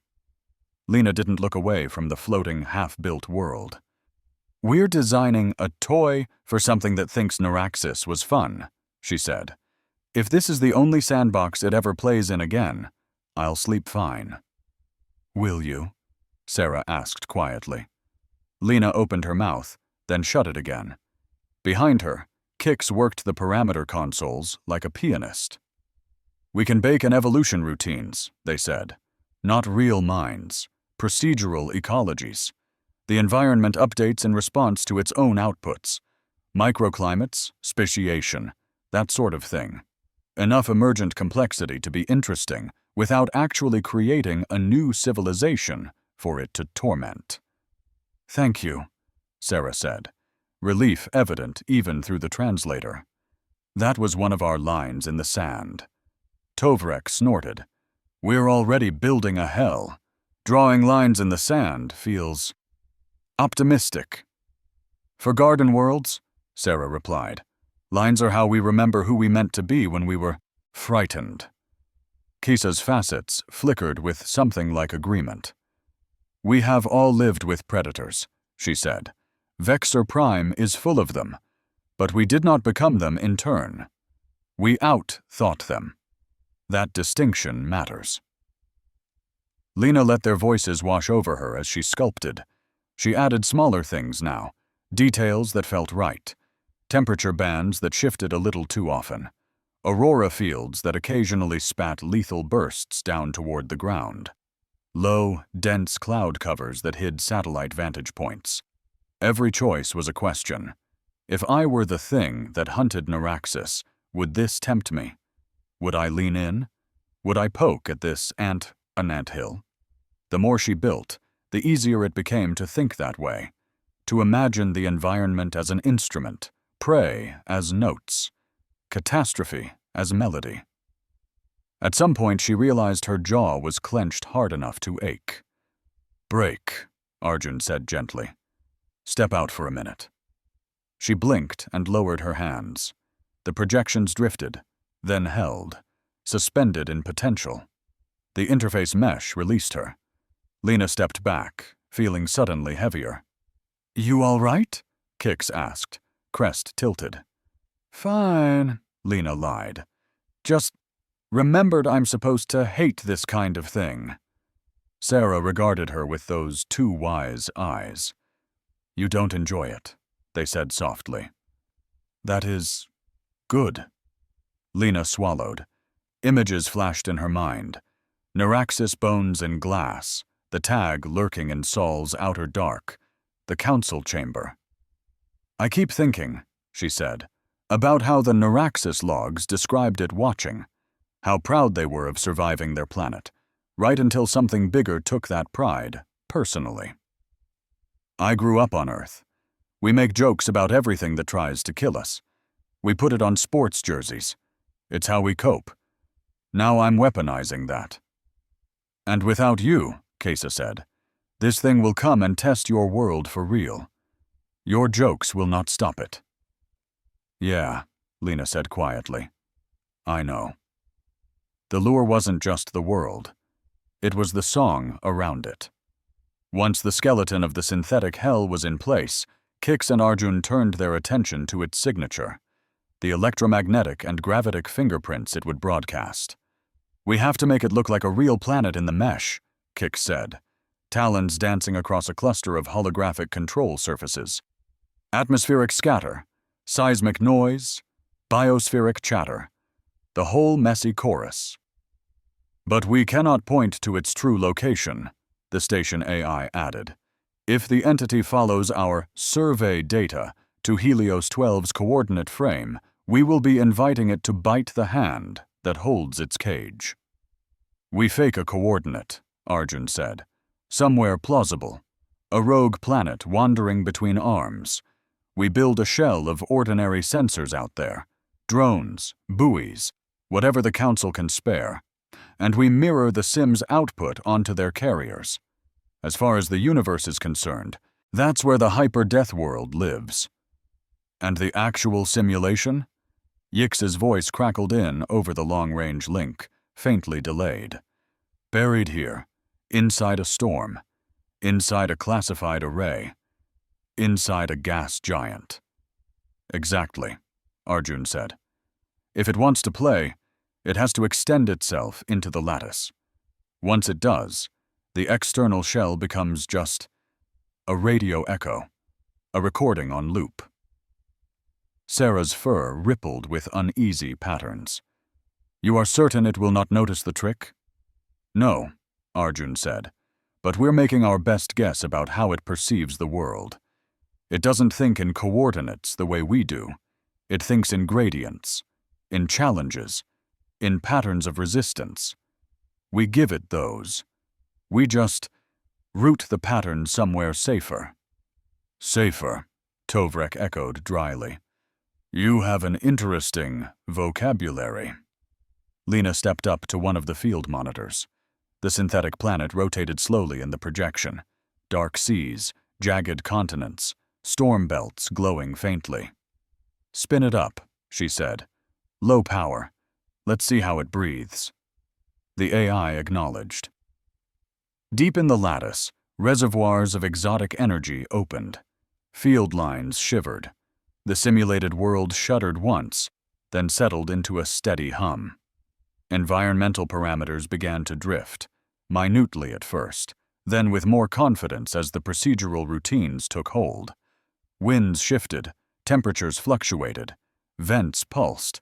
The hell they'd drawn on a whiteboard took its first back algorithmic breath. Telemetry routing established, Kix said. Decoy buoys are online, receiving the echo and broadcasting on standard survey bands. Anyone looking at the mesh will see a newly discovered Class 7 Plus Deathworld at coordinate. Call it Lambda 512. And our friend in the dark? Raal asked. Kix pulled up the latest deep space scans. The smear of bent light at Saul's edge was still there, still wrong. They overlaid its motion history. For days it had drifted inward along a lazy arc, sampling the system's lines like a hunter strolling around the edge of a forest. Now, very subtly, that arc kinked. Vector shift, Kix said, crest prickling. Magnitude small, but it's reorienting. Away from Saul's primary, toward somewhere further spinward. Toward Lambda 512, Lena said. No one spoke for a long moment. The synthetic planet turned in the air between them, storms crawling across its face like thoughts. In the deep core of the array, gravitic fields tightened, readying themselves. Lena felt the hairs on her arms stand up, even through the interface mesh. "It noticed," she whispered. The first warning came as a tremor in the fields. Lena felt it before the alarms spoke it. An almost subliminal shiver through the Helios 12 lattice, like the uneasy breath before a storm. She stepped into the control gallery at a run, interface cuffs already clamped around her forearms. Status. Glyphs chased each other across the air. The synthetic world they'd built hung in the center of the chamber, a dark marble wrapped in swirling storms, its poles capped with glacial lightning. "Report," Kesa said, her crystalline bulk anchored in the grav harness beside Lena. Kix didn't look up from the console. Their feather crest was standing nearly straight, every barb vibrating. "External decoy buoys at Lambda 512 just registered a spike in gravitic distortion," they said. "Signature matches our friend from Sol, within .001 tolerance." "Trajectory?" Tovrek asked. "Straight toward the decoy," Kix replied. "It bought it. It's—" They hesitated, crest flickering. "It's moving faster now, like it smelled blood." On the far wall, a secondary display showed deep space telemetry, the smeared-out blot of wrongness bending light around itself as it slid through the void. Its vector line intersected the fake coordinate where a phantom rogue planet supposedly lurked. "Time to contact with decoy shell?" Arjun asked, voice too calm. "Unknown," the station AI answered. "The entity does not obey classical kinematics. However, we estimate the outer shell will register full field engagement within 1 standard hour." Sarah stood very still near the doorway, small hands clasped in front of their chest. Their gray fur rippled in slow, anxious waves. "This is the last chance to change our minds," they said quietly. "Once it enters the lattice, we cannot simply ask it to leave." Lena flexed her fingers inside the cuffs. The interface mesh hummed back, sinking her nerves to the deep core's awareness. "It already has a path to Earth," she said. "We're not changing our minds. We're changing the battlefield." Arjun nodded once. "Helios resources are dedicated," he said. "We're committed. The question now is, do we meet it from the outside or from in there?" "In there," Kesa said immediately. "We will need to watch it play." Sarah winced at the phrasing. "We are not toys." Kesa's facets flared, catching sharp light. "We will be the ones holding the strings," she said.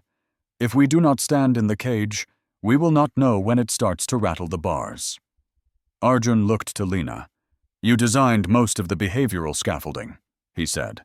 "Will external telemetry be enough?" Lena stared at the synthetic world.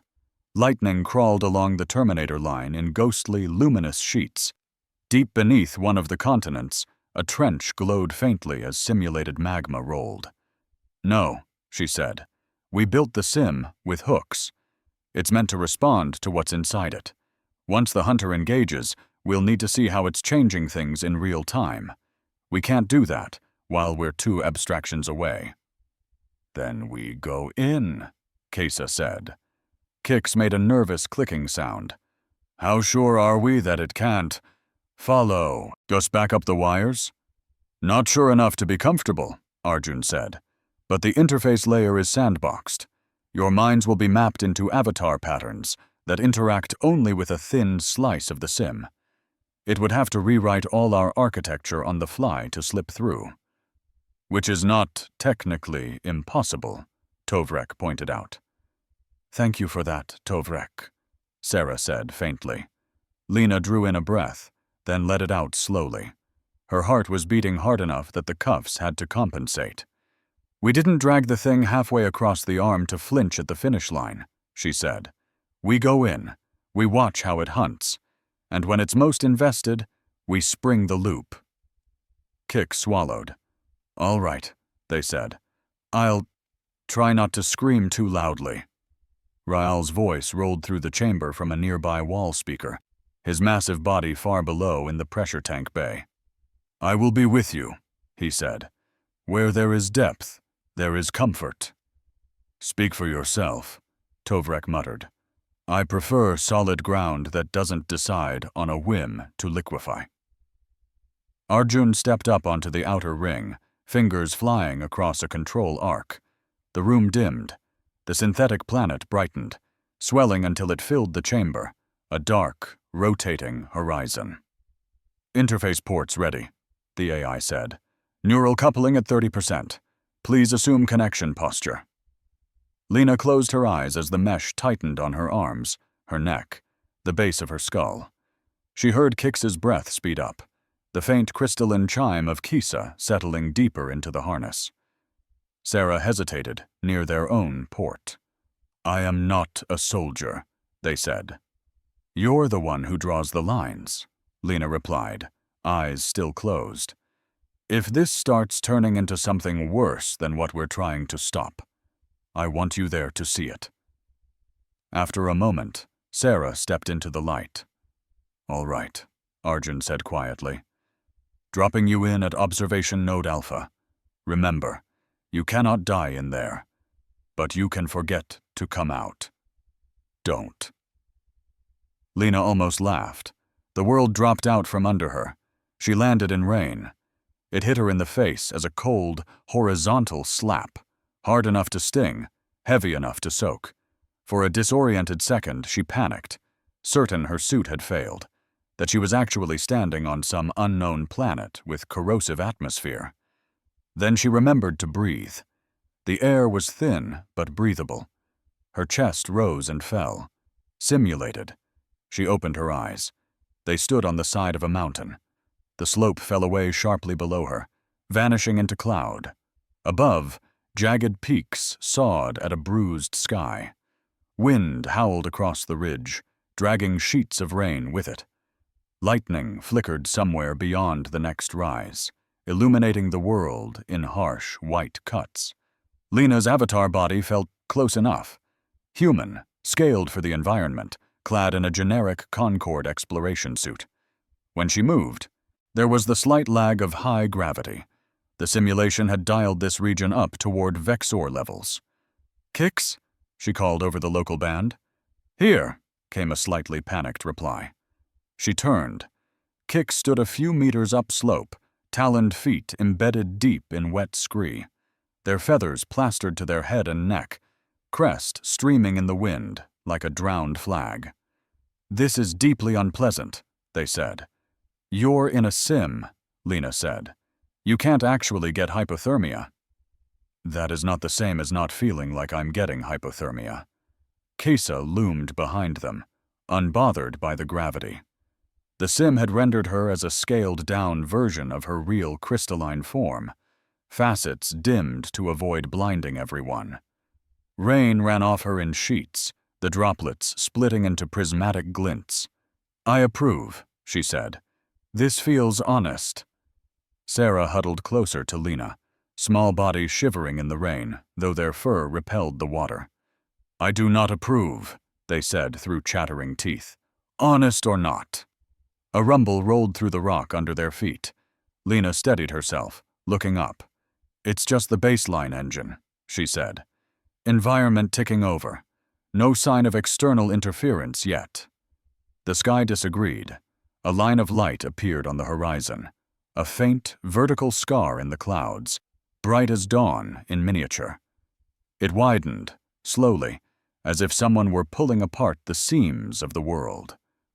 Oh, Kix whispered. Spoke too soon. Lena felt the hairs on her arms lift, even though she wasn't sure this body, technically, had hair. That's it? Sarah asked, voice thin. No, Lena said. That's where it's looking. The line of light didn't touch them. It hung far above, a slit in the simulated atmosphere. Through it, impossible, wrong. Lena thought she saw nothing. Not sky, not space. An absence, bending the render around it. Then the slit closed. The mountain breathed. Wind shifted violently, slamming into them from a new direction. The rain cut off as if someone had closed a valve. A chill rippled through the rock, propagating in a smooth wave. Nothing like the jagged tremors of natural tectonics. "Baseline just spiked," Kix said, staring at the unseen console they could still feel somewhere in the back of their mind. External field engagement. The hunters. Touching the sim. The world shuddered again. Clouds over the valley below twisted into a spiral so tight it was nearly a pillar. The pillar descended, becoming a rotating wall of air and debris that carved a path along the slope, scouring vegetation, stone, anything in its way. Tovrek's voice came over the link, faint and filtered. He was monitoring from outside. "That storm wasn't in the initial parameters," he said. "The environment engine is responding to an input pattern we did not specify." "It's escalating," Lena said. "Testing." She watched the simulated ecology respond. Thin, scrubby plants bent flat against the ground, spores bursting and catching rides on the new wind. Small, multi-legged herbivores dug themselves into crevices, doing their best impression of rocks. A larger predator species, invented by Kix to lurk in the higher crags, changed course mid-prowl, moving downslope toward a cave that hadn't existed a moment before. "It's poking," she said softly. "Seeing what moves." "Can you feel where it's anchored?" Arjun asked over the system band. Lena closed her eyes, stretching her awareness beyond the mountain.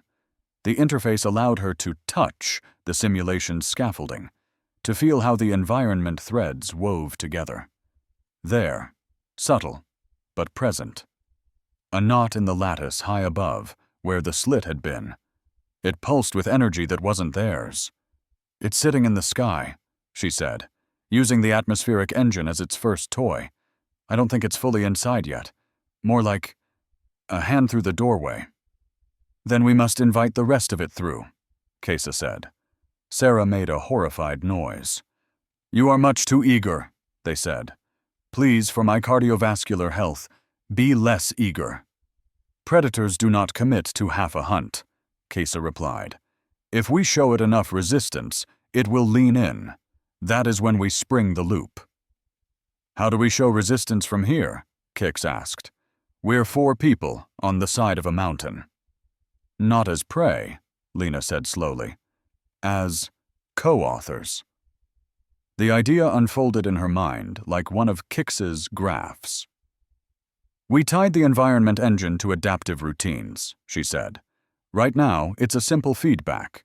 Hazard changes, simulated life responds, engine logs and adjusts. We can rewrite that map. Make its interference the main input. Every time it pushes, the sim rewrites itself around the push." "That was already the plan," Tovrek said. "The loop."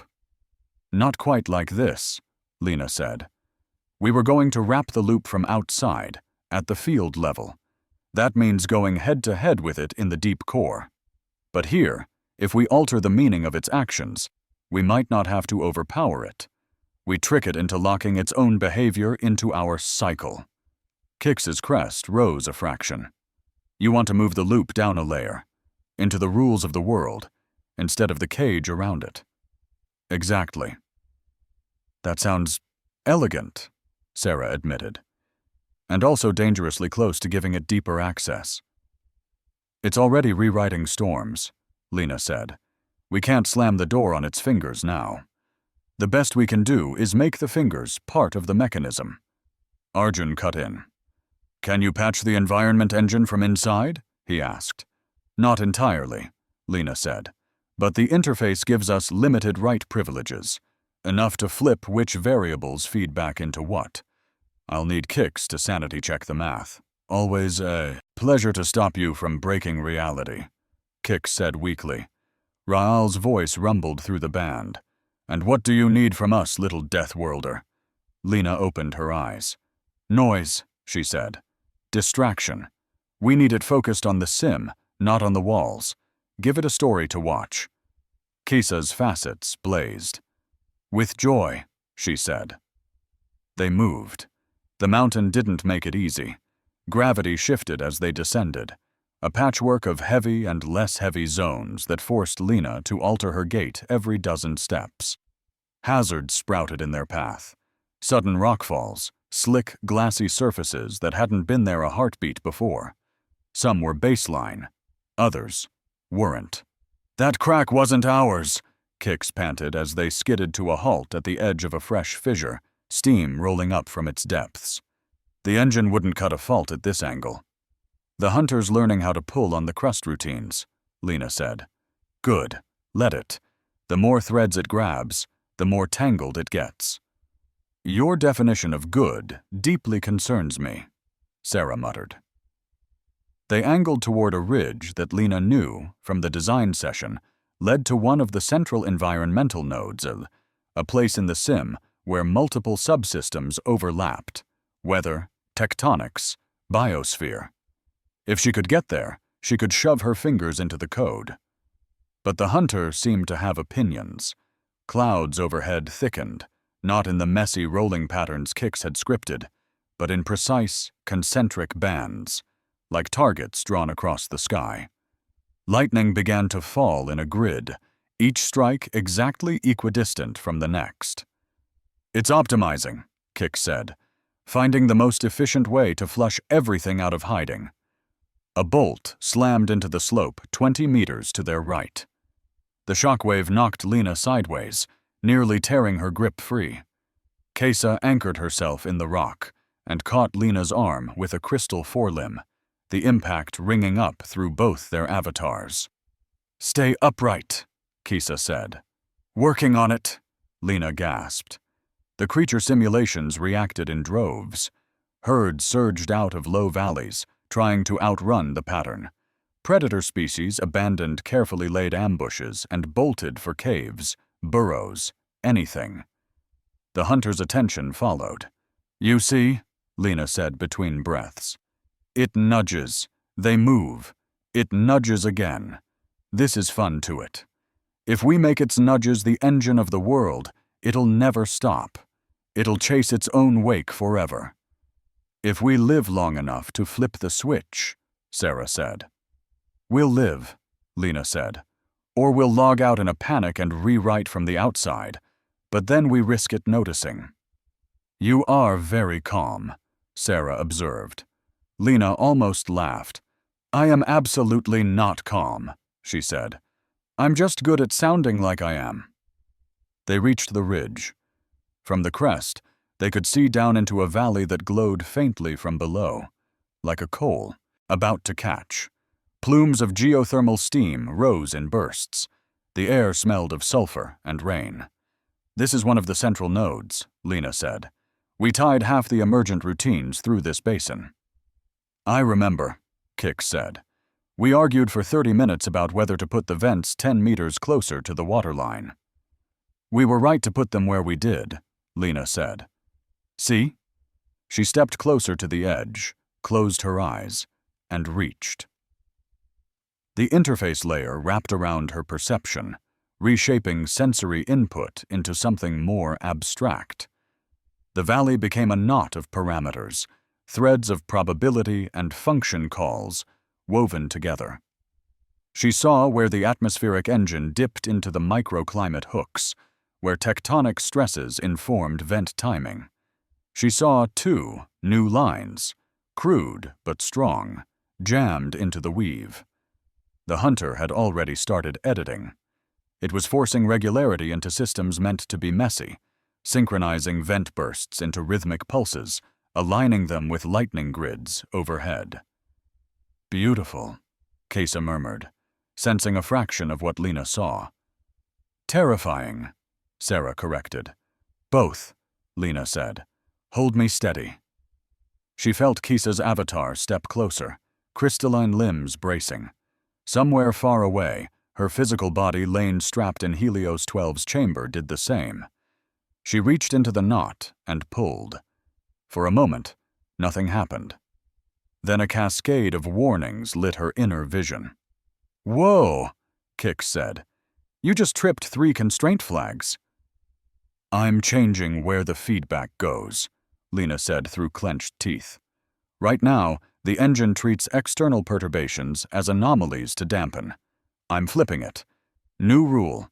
External perturbations define baseline." "You're giving it the steering wheel," Sarah said, horrified. "I'm designing the track," Lena shot back. "There. See?" The warning stopped. The knot in her mind reconfigured. Lines that had been endpoints became origin points. The hunter's edits, once out of band, now fed directly into the core routines. The sim shuddered. Storms across the world hiccuped, then fell into new patterns. Gnarlier, sharper, more complex. Tectonic plates groaned. Seas rose and fell an extra few meters, responding to impulses that came not from fake moon tides, but from the entity's curious prodding. It was fully inside now, Lena realized. Not a hand through the door, but a body pressed against the glass. "Loop anchor established," the station AI said in her ear, distant. "We register external field entanglement at 91%. "Is that good?" Kix asked. "It means most of whatever this thing is currently lives in here," Arjun answered. "If we snap the walls shut now, we keep that 91%. "What about the other 9? Sarah whispered. "Call it a ghost," Arjun said. Lena felt the hunter move. Not in any human way. It was a pattern, a set of correlations tightening. It flowed along the new feedback lines she'd made, exploring them, delighted. The sim responded in kind, throwing its own emergent complexities back. A dangerous exhilaration shot through her. "It's working," she said. "It's chasing itself. Every time it tweaks the climate engine uses that tweak as the new baseline, so it has to escalate again to get a reaction. It's—" Her link spasmed. For a split second, she saw outside. Helios 12's lattice, stress lines flaring, Arjun shouting something she couldn't hear. Then the sim roared. The valley floor exploded upward in a pillar of molten rock. Lena's avatar pitched backward, weightless for a heartbeat. She felt herself falling, tumbling end over end toward a rising wall of fire. Kesa hit her like a crystal avalanche. The Vexary's avatar slammed into Lena's, deflecting her trajectory sideways. They skidded across rock that tried very hard to become liquid under them, sparks of simulated magma splashing. Heat baked them. Code screamed. "Little Deathworlder," Kesa said, voice distorted. "I think it noticed the tug on the leash." Lena coughed, even though she didn't technically need to. "Of course it did," she said. "We yanked very hard." The ground bucked again. Lightning speared down, not randomly now, but targeted. Strikes walking their way up the ridge like calculated steps. "It is trying to swat the anomaly," Ra'al said. "You." "Arjun," Lena said, forcing her focus up through the sim's distortion. "We need to close the external cage. Now, before it pulls back out." "Working on it," Arjun said. His voice was tight. "The moment you flipped the feedback, the external field went non-linear. It's thrashing. Tovrek." "We are reinforcing the outer hull," Tovrek snapped. "The deep core did not enjoy being grabbed by the throat. Another 12 seconds. "We may not have 12, Kix said. "The hunter is pushing on every boundary condition. It's clever." "Then we hold it," Kesa said. Lena looked at her.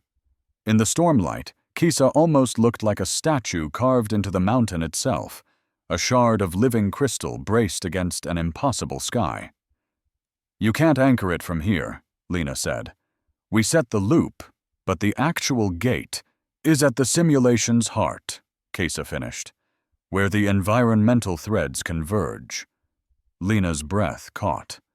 "Kesa, that's dangerous," Sarah said. "Possibly fatal. To your mind, if not your body. Kesa's laugh was a sound of glass striking glass. I am Vexori, she said. I have lived with double gravity and air that tries to dissolve my lungs since I condensed from the nursery crystal. This is merely a new pressure. Lightning struck again, closer. The next vent pulse aligned with it in perfect synchronization. The hunter was playing drums on their world. It is interested, Raal said. Good.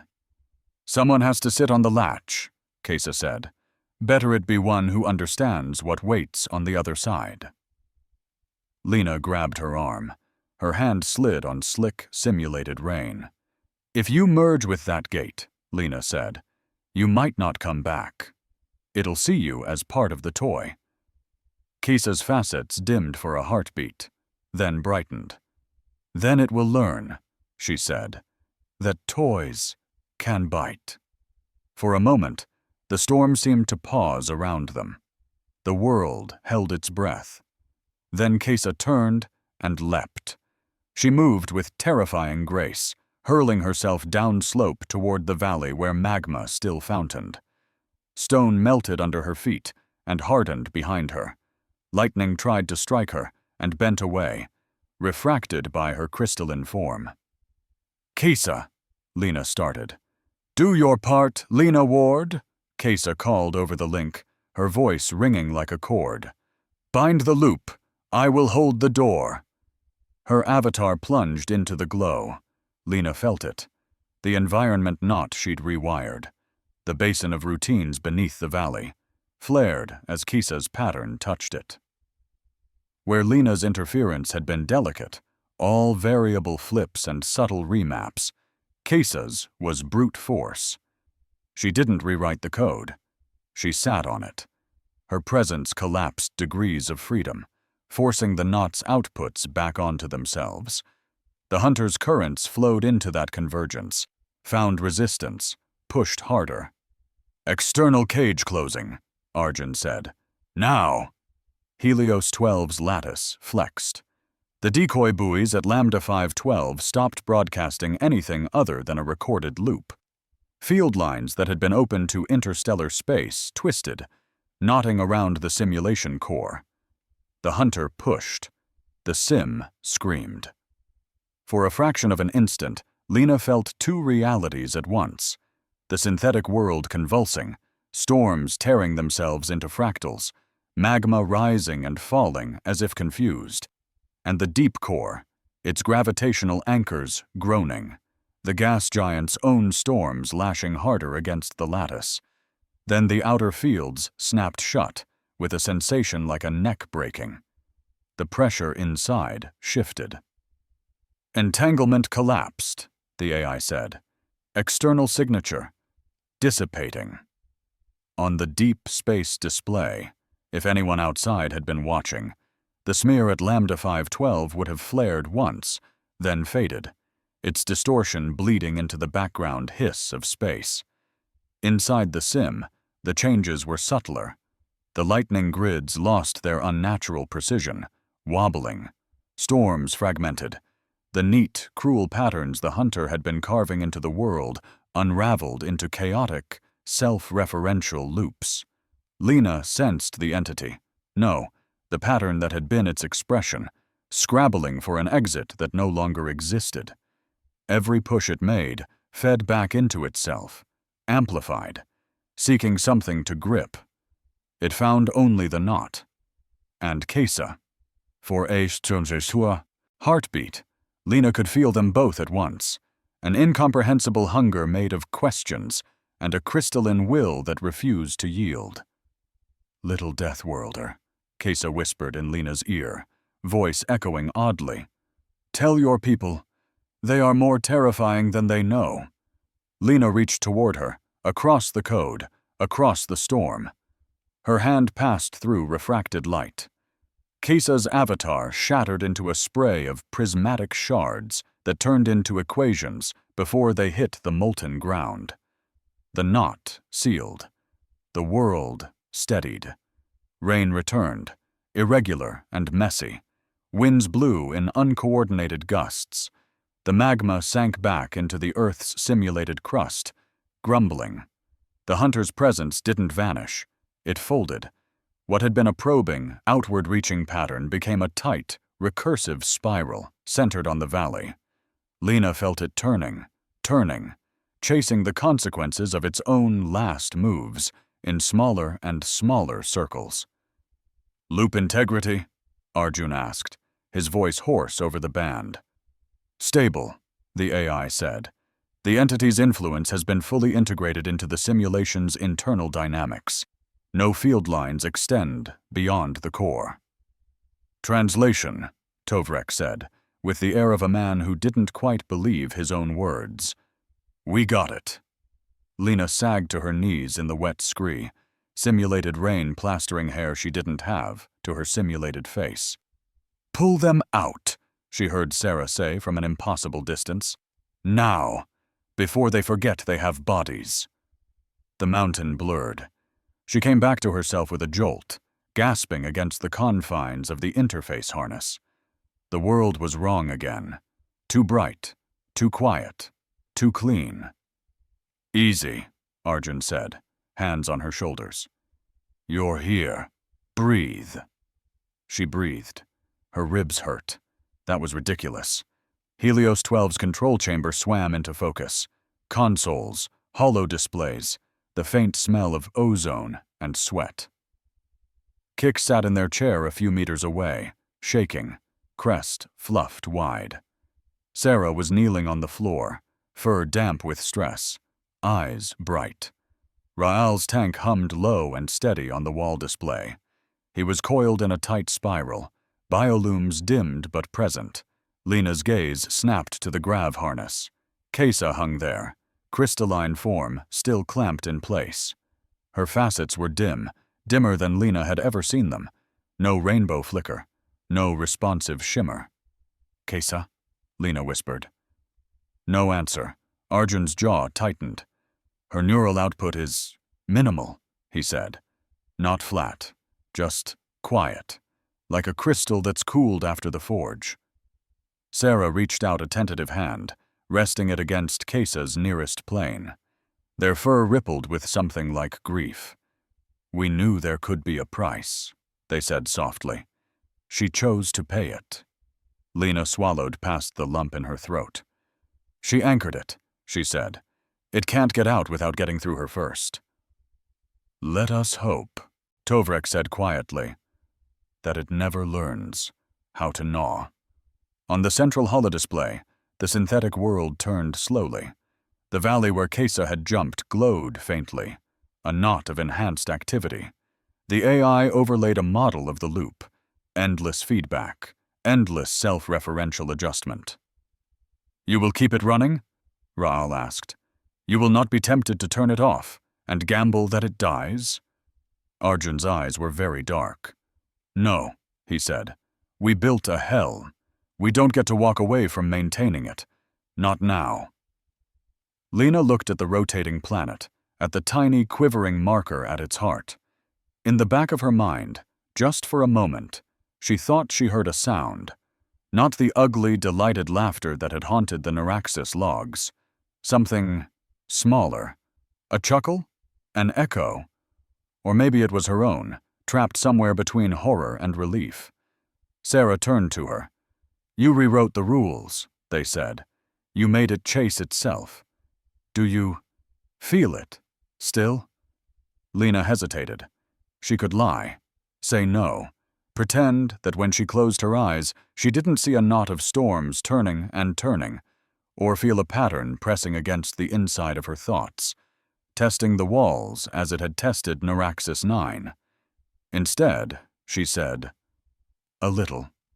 Sarah's fur rippled with alarm.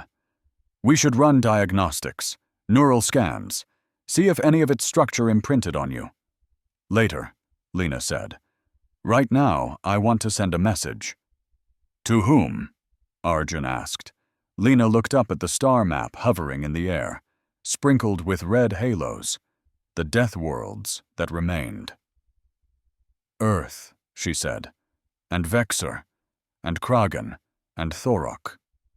I want them to know that the thing that hunted us is in a box.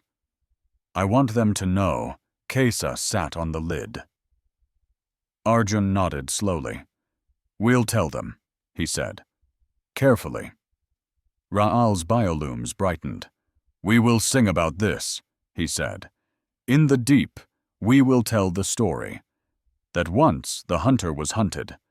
That once prey built a maze and trapped teeth in their own hunger." Kix let out a shaky laugh. "I like that version better than the Neuraxis ending." Lena closed her eyes for a heartbeat. In the dark behind her eyelids, storms turned.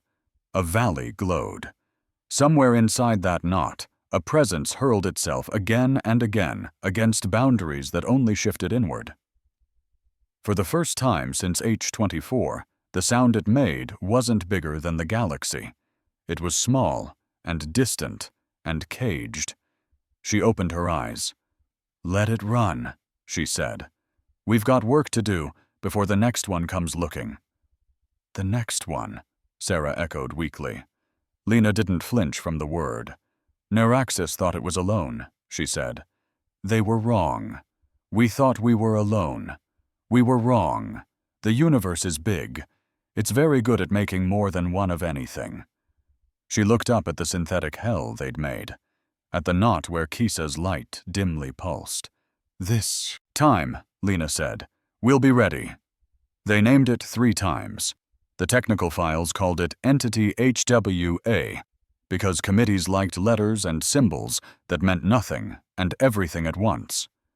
The public briefings called it the Hunter, because the story of what it had done to Neuraxis and Gwenar and a dozen other worlds needed a word that ordinary people could hold in their teeth.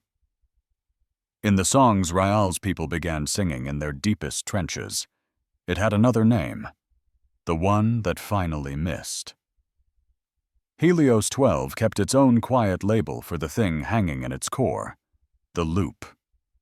Lena stood at the main viewport, watching the gas giant's storms roll past. On the overlay in her retinal display, a tiny icon marked the position of the deep core lattice far below, buried in cloud and pressure and mathematics. "You're staring at it like it's going to crawl up here," Arjun said behind her. "I keep expecting it to knock," Lena said. "Politely, with a meteor." "Structurally unlikely," he said. "We've triple-checked the field lines. 5 times. Triple is 3. Exactly," Arjun said. "I'm overachieving." She huffed a small laugh and turned away. The control gallery hummed with subdued activity. Kix was half buried in a nest of holocharts, comparing entanglement readings. Tovrek leaned over a stress model of the lattice, muttering to himself about safety margins. Sarah sat on a low bench against the far wall, stylus idle in one hand, slate in the other, eyes distant. "Council pinged again," Arjun said. "They want another update before the full assembly. The ethics board, too." "Of course they do." Lena rolled her shoulders, trying to loosen knots that weren't actually there. "Can't have a cosmic torture chamber without an agenda item." Sarah's ears flicked. "It is not a torture chamber," they said quietly. "That implies intent to cause pain. We did not design it to hurt. We designed it so that every time it tries to bite, it bites its own teeth." "That sounds like torture from the teeth's point of view," Kix murmured. Sarah's fur quivered with a frustrated ripple. "We built the smallest cage we could that would still hold it," they said. "That matters." Lena believed them, mostly. "Any change?" she asked, nodding to the central holopane. The synthetic planet filled most of the display, its storm bands and jagged continents rendered in false color. Near the equator, a subtle knot glowed, brighter, denser, the place where Kesa had gone in and the hunter had folded around itself. The AI answered. "Loop dynamics remain stable. Energy expenditure within predicted range. No field leakage beyond simulation boundaries." "We're watching a trapped hurricane," Tovrek said. "It rages, but only in circles." Lena squinted. In the valley that had been the convergence node, the model showed storms cycling rapidly, heat waves, flash, floods, tectonic shudders. The pattern never repeated exactly, but it never expanded either. Every escalation fed back inward. She wondered, unhelpfully, whether it was bored. Neural echo in subject ward remains present, the AI added. Amplitude decreasing. Sarah looked up sharply. Decreasing, they repeated. Not increasing. That's good, Lena said. I'd rather not end up with a personal laugh track in my head. It had been worst the first night.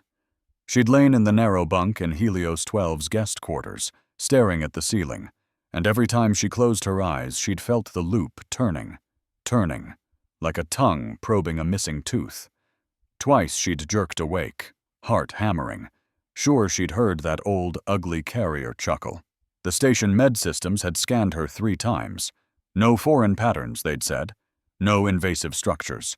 Just a heightened sensitivity to certain kinds of feedback, like someone who'd spent too long listening to the same song on repeat. Your brain rewired itself a little to think like it, Sarah had said, gently and apologetically. Then rewired itself again, to trap it. That leaves marks. Now the marks were fading. The laugh, when she heard it at all, was distant, more memory than presence. In its place, something else had started to emerge, a shape with edges she couldn't quite see. Not a sound, not a word, just a sense of direction. She wasn't sure yet whether that was better. Council in 19 minutes, Arjun said. We should get to the transmit bay. I'll handle technicals. They'll want you for the subjective. Lena groaned. You mean the part where I say, yes, it was terrifying, and no, I don't think we became worse than the thing we caught, and yes, I'm sleeping fine. Are you sleeping fine? Kix asked. She ignored that. Raal's voice rolled out of a nearby speaker, sonorous and amused. When this is over, he said, you will come to the trenches. You will sleep in the dark between hydrothermal vents, with rocks older than your species humming you to rest. No nightmares there. Lena smiled despite herself. I'll put that on the calendar. Tovrek snorted. She'll freeze solid in 5 minutes. Then we will sing louder, Raal said. The council chamber was less overwhelming the second time, or maybe Lena had just used up her capacity for awe. She stood again on a slim projection platform, feeling the simulated gravity tug in the wrong direction, while the sphere of representatives curved overhead. The shared core was quieter now. No panic, no wild conjectures, just the steady glow of waiting questions. Velmoth's column of gel flickered into view opposite her. Their pulses were slower today, more contained. Witnesses, they said. Report. Arjun went first, laying out the technicals in precise, unadorned language. Field entanglement, loop, stability, energy budgets, safety margins, terms that made the hunter sound like a misbehaving algorithm instead of something that had once boiled oceans for amusement. When he was done, Velmoth's color shifted. And the entity? They asked. You are certain it is contained? As certain as we can be without claiming omniscience, Arjun said. Its last coherent push on the outer fields was during the closure event. Since then, all activity has been internal to the simulation. No signatures detectable in local space beyond the deep core array. A mutter ran around the chamber. Relief, skepticism, something in between. Tsexaval, membranes already a muted ethical gray, shifted closer. And it is, aware? They asked. Does it know it is trapped? Arjun glanced at Lena. That's more her department, he said. I build cages. She watches what we put in them. Lena stepped forward. How do you measure awareness for something like this?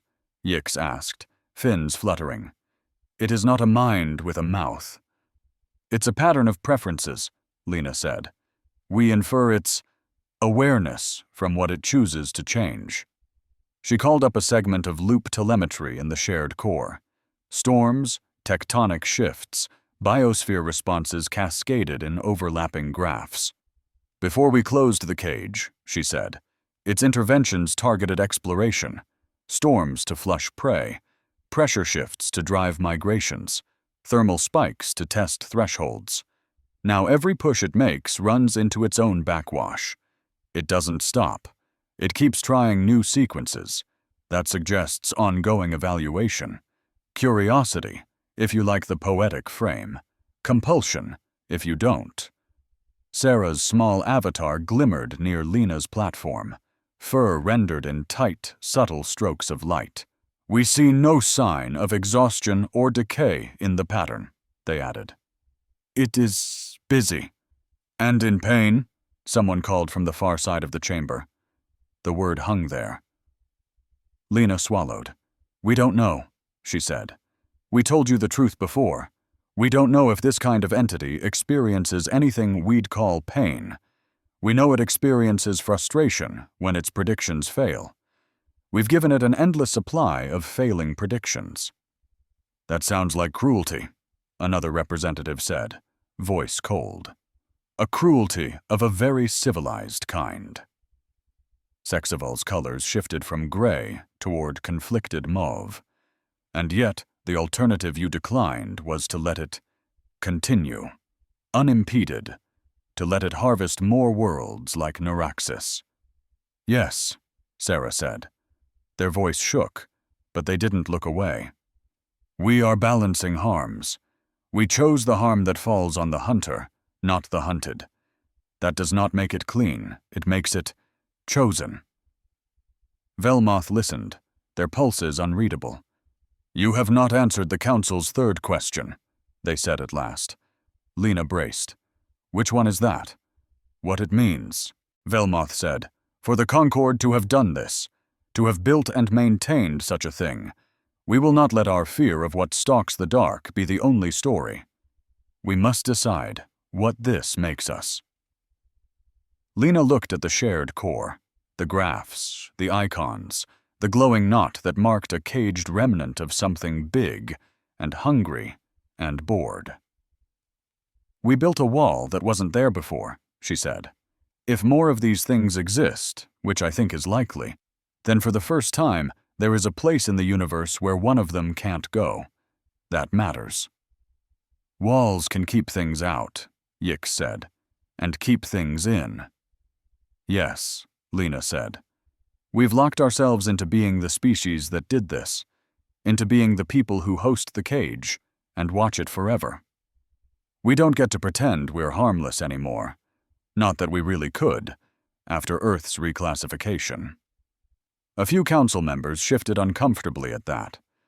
What this makes us, she went on, is responsible, not virtuous, not damned, just stuck with the job.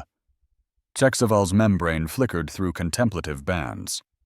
You would maintain this indefinitely? They asked. For as long as it turns. Yes, Arjun said. Shutting it down would release the pattern's stored complexity, and we don't understand well enough how that decay would propagate. We don't know if it would reassemble, or echo, or attract something worse. Better a known prison than an unknown grave, Raal said. We in the deep know this. You do not dump poison where you cannot see the currents. Velmoth's pulses slowed. Then we must formalize this duty, they said. It cannot remain an ad hoc project on a single array. We will ratify a new charter. Symbols unfolded in the air, a draft, hastily assembled, already bearing too many footnotes. The Deathworld Containment Accord, Velmoth said. A standing obligation of the Concerto to monitor, maintain, and, when necessary, build structures to prevent existential predation. Helios 12 will be its first shrine. Lena almost choked. Shrine? Velmoth's color warmed faintly. We are an old species, they said. We remember when the Concord was 3 systems and a dream.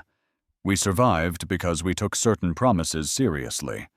Perhaps shrine is overdramatic, but you will need a word that reminds you this is not just another infrastructure project that can be cut when budgets shrink.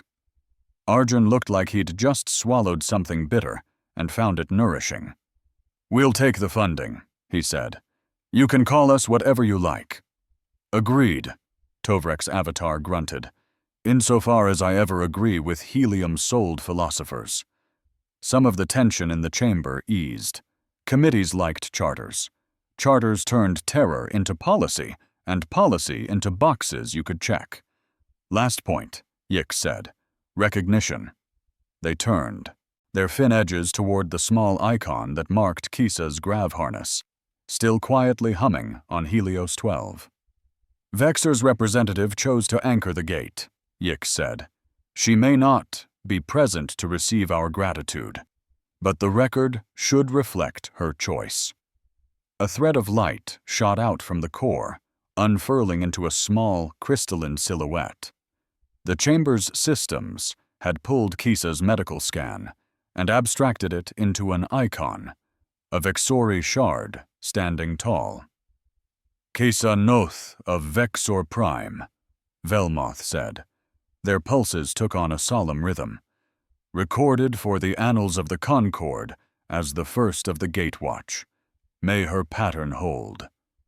Lena's throat tightened. "May her pattern hold," Raal echoed, voice like a trench's slow tide. Voices joined, species by species, languages overlapping. The phrase warped in translation, but the meaning was the same. May she hold. Lena closed her eyes briefly. In the dark, she felt the faintest flicker in the loop's knot. Not a sound, not a word, just a stubborn little refusal to vanish. She smiled, just a little. "Anything else?" Velmoth asked. "There is one more thing," Kik said. Their avatar hopped closer, looking more ruffled than usual. "The decoy buoys," they said. "The ones at Lambda 512. "What about them?" Sexaval asked, colors dimming slightly. "We left them broadcasting a loop," Kik said.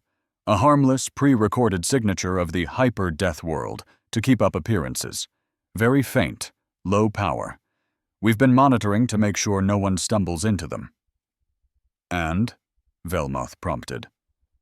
"And 2 days ago," Kik said, crest twitching, "the sensor net picked up a response." Silence hit the chamber like dropped pressure. "Another hunter?" Someone breathed. "No," Kik said quickly. "Not like that. No large-scale field distortion. No gravimetric anomalies. Just a ping." "A ping," Yix repeated flatly. "A pattern," Kik said, visibly flustered. "Short, complex, not ours. It brushed the edge of the decoy's receiver, read the loop, and left. We chased it as far as we could. It dissipated into background noise after 2 light minutes." "Could it be a normal civilization survey?" Sexaval asked. "Someone else noticing our imaginary planet?" "Maybe," Kik said. "But the structure of the ping—" They hesitated. "It looked a little like ours." "Ours?" Lena asked. Kix nodded. "Like the compressed header in our own containment protocols. As if someone out there also uses entangled error correction patterns tuned for high-stress environments." Lena felt the hairs on her arms rise again. "So there is someone else in the dark," Raal said slowly. "Someone who also listens for monsters." "Or feeds them," Tovrek muttered. Velmoth's pulses steadied. "Do not assume malice where curiosity suffices," they said, "especially not from one short, ambiguous signal." "But note it," Sarah added, "and remember it when we think we understand the size of this problem." "That," Velmoth agreed, "we can do." They turned their attention back to Lena. "You wanted this council to know," they said, "that the thing that hunted you is in a box. We have heard you. We have decided to keep the box closed and to stand around it with open eyes. Their colors deepened. Now we ask you, what will you do? Lena blinked. Me? You have touched this entity more closely than anyone else, Velmoth said. You think in terms of predators and loops. The Accord will need people like you. You can return to Earth, pretend your world is just a difficult rock again. Or you can stay with Helios 12, with the Gatewatch. Stay and watch the box. Or go home and live under a sky that might, someday, catch another laugh. Lena thought of Chicago storms, of her brother's ridiculous mud races, of her mother's messages full of complaints about the humidity and politics, of Kisa's jump into the valley, of Neuraxis's last words, "Don't show it you are interesting." Too late. When I was a kid, she said slowly, I wanted to be an explorer. Then I read about all the explorers who brought death with them, and I thought, maybe I'd rather be a scientist. Then I learned what scientists had done to my planet. So I ended up here, watching other people's mistakes. A few representatives shifted, uncertain where she was going. What I'm saying, Lena continued, is I'm very bad at picking careers that don't involve terrifying knowledge. Kix snorted.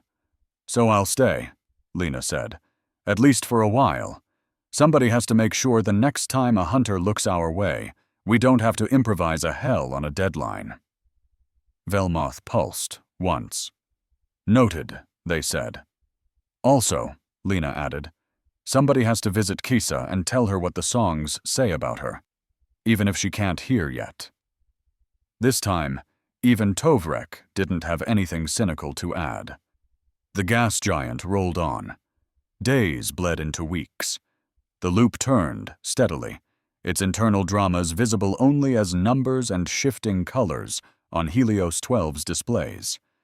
The hunter's pattern never faded. It never stabilized either. That was the point. Arjun oversaw reinforcement of the lattice. Tovrek redesigned half the safety interlocks. Sarah wrote and rewrote the Accord's ethical addendums until even the AI began to complain about version control. Kix chased ghosts in the decoy data, trying to tease new meaning out of that one odd ping. Raal sent recordings from his trenches. Long, low chants about teeth that slipped and glass that would not break. Lena split her time between the atelier, where she and a rotating crew of xenologists modeled hypothetical predators, and the quiet observation ring where Kisa's body hung in its harness. Sometimes she talked to the Vexori. About Earth, mostly. About rain that didn't burn, and sports that involved throwing yourself at other humans and laughing. About how her brother had asked, very politely, if there was any way to put the hunter's skull on a t-shirt. Typical. Kisa wasn't there to say. Lena imagined it anyway. The neural echo in her head faded to almost nothing. Occasionally, when she drifted off at her console, she'd dream of a valley that was all weather and no teeth. A place where storms raged for their own sake. The decoy buoys stayed quiet. The Deathworlds did not. Earth sent up her first batch of students to study at Helios 12. Vexor Prime deployed a new generation of deep-gravity engineers to help shore up conquered infrastructure. Kragan opened trenches to joint research. Thorok released a practical guide to Not Dying When Stars Misbehave, which became a bestseller in certain circles. Old jokes about how terrifying Deathworlders were gained a new edge, and, quietly, a new warmth. It was easier to laugh at yourself when you'd helped put something worse in a box. On a day that was not special in any calendar, Lena stood again at the viewport and looked out into the dark between stars. Somewhere out there, something had pinged their lie and moved on. Somewhere else, maybe, more entities like the hunter drifted, following the slow drift of bright, stubborn worlds. The difference now was simple. They weren't waiting to be chosen anymore. We've welcomed something unprecedented into our community, Professor Sazanoth had once written in a report, long before any of this. Survivors who don't know when to stop surviving. Lena touched the glass. Then we won't, she said softly. Not here. Not anywhere. The gas giant's storms rolled on, indifferent and beautiful. Deep inside, in a knot of fields and code and stubborn crystal, something huge and hungry ran in circles. And around it, invisible but real, a new kind of predator slowly took shape. Not one that hunted flesh or worlds, but one that stalked the paths between them, watching for teeth in the dark and building mazes in advance. They called it the Gatewatch. It was, Lena thought, a start.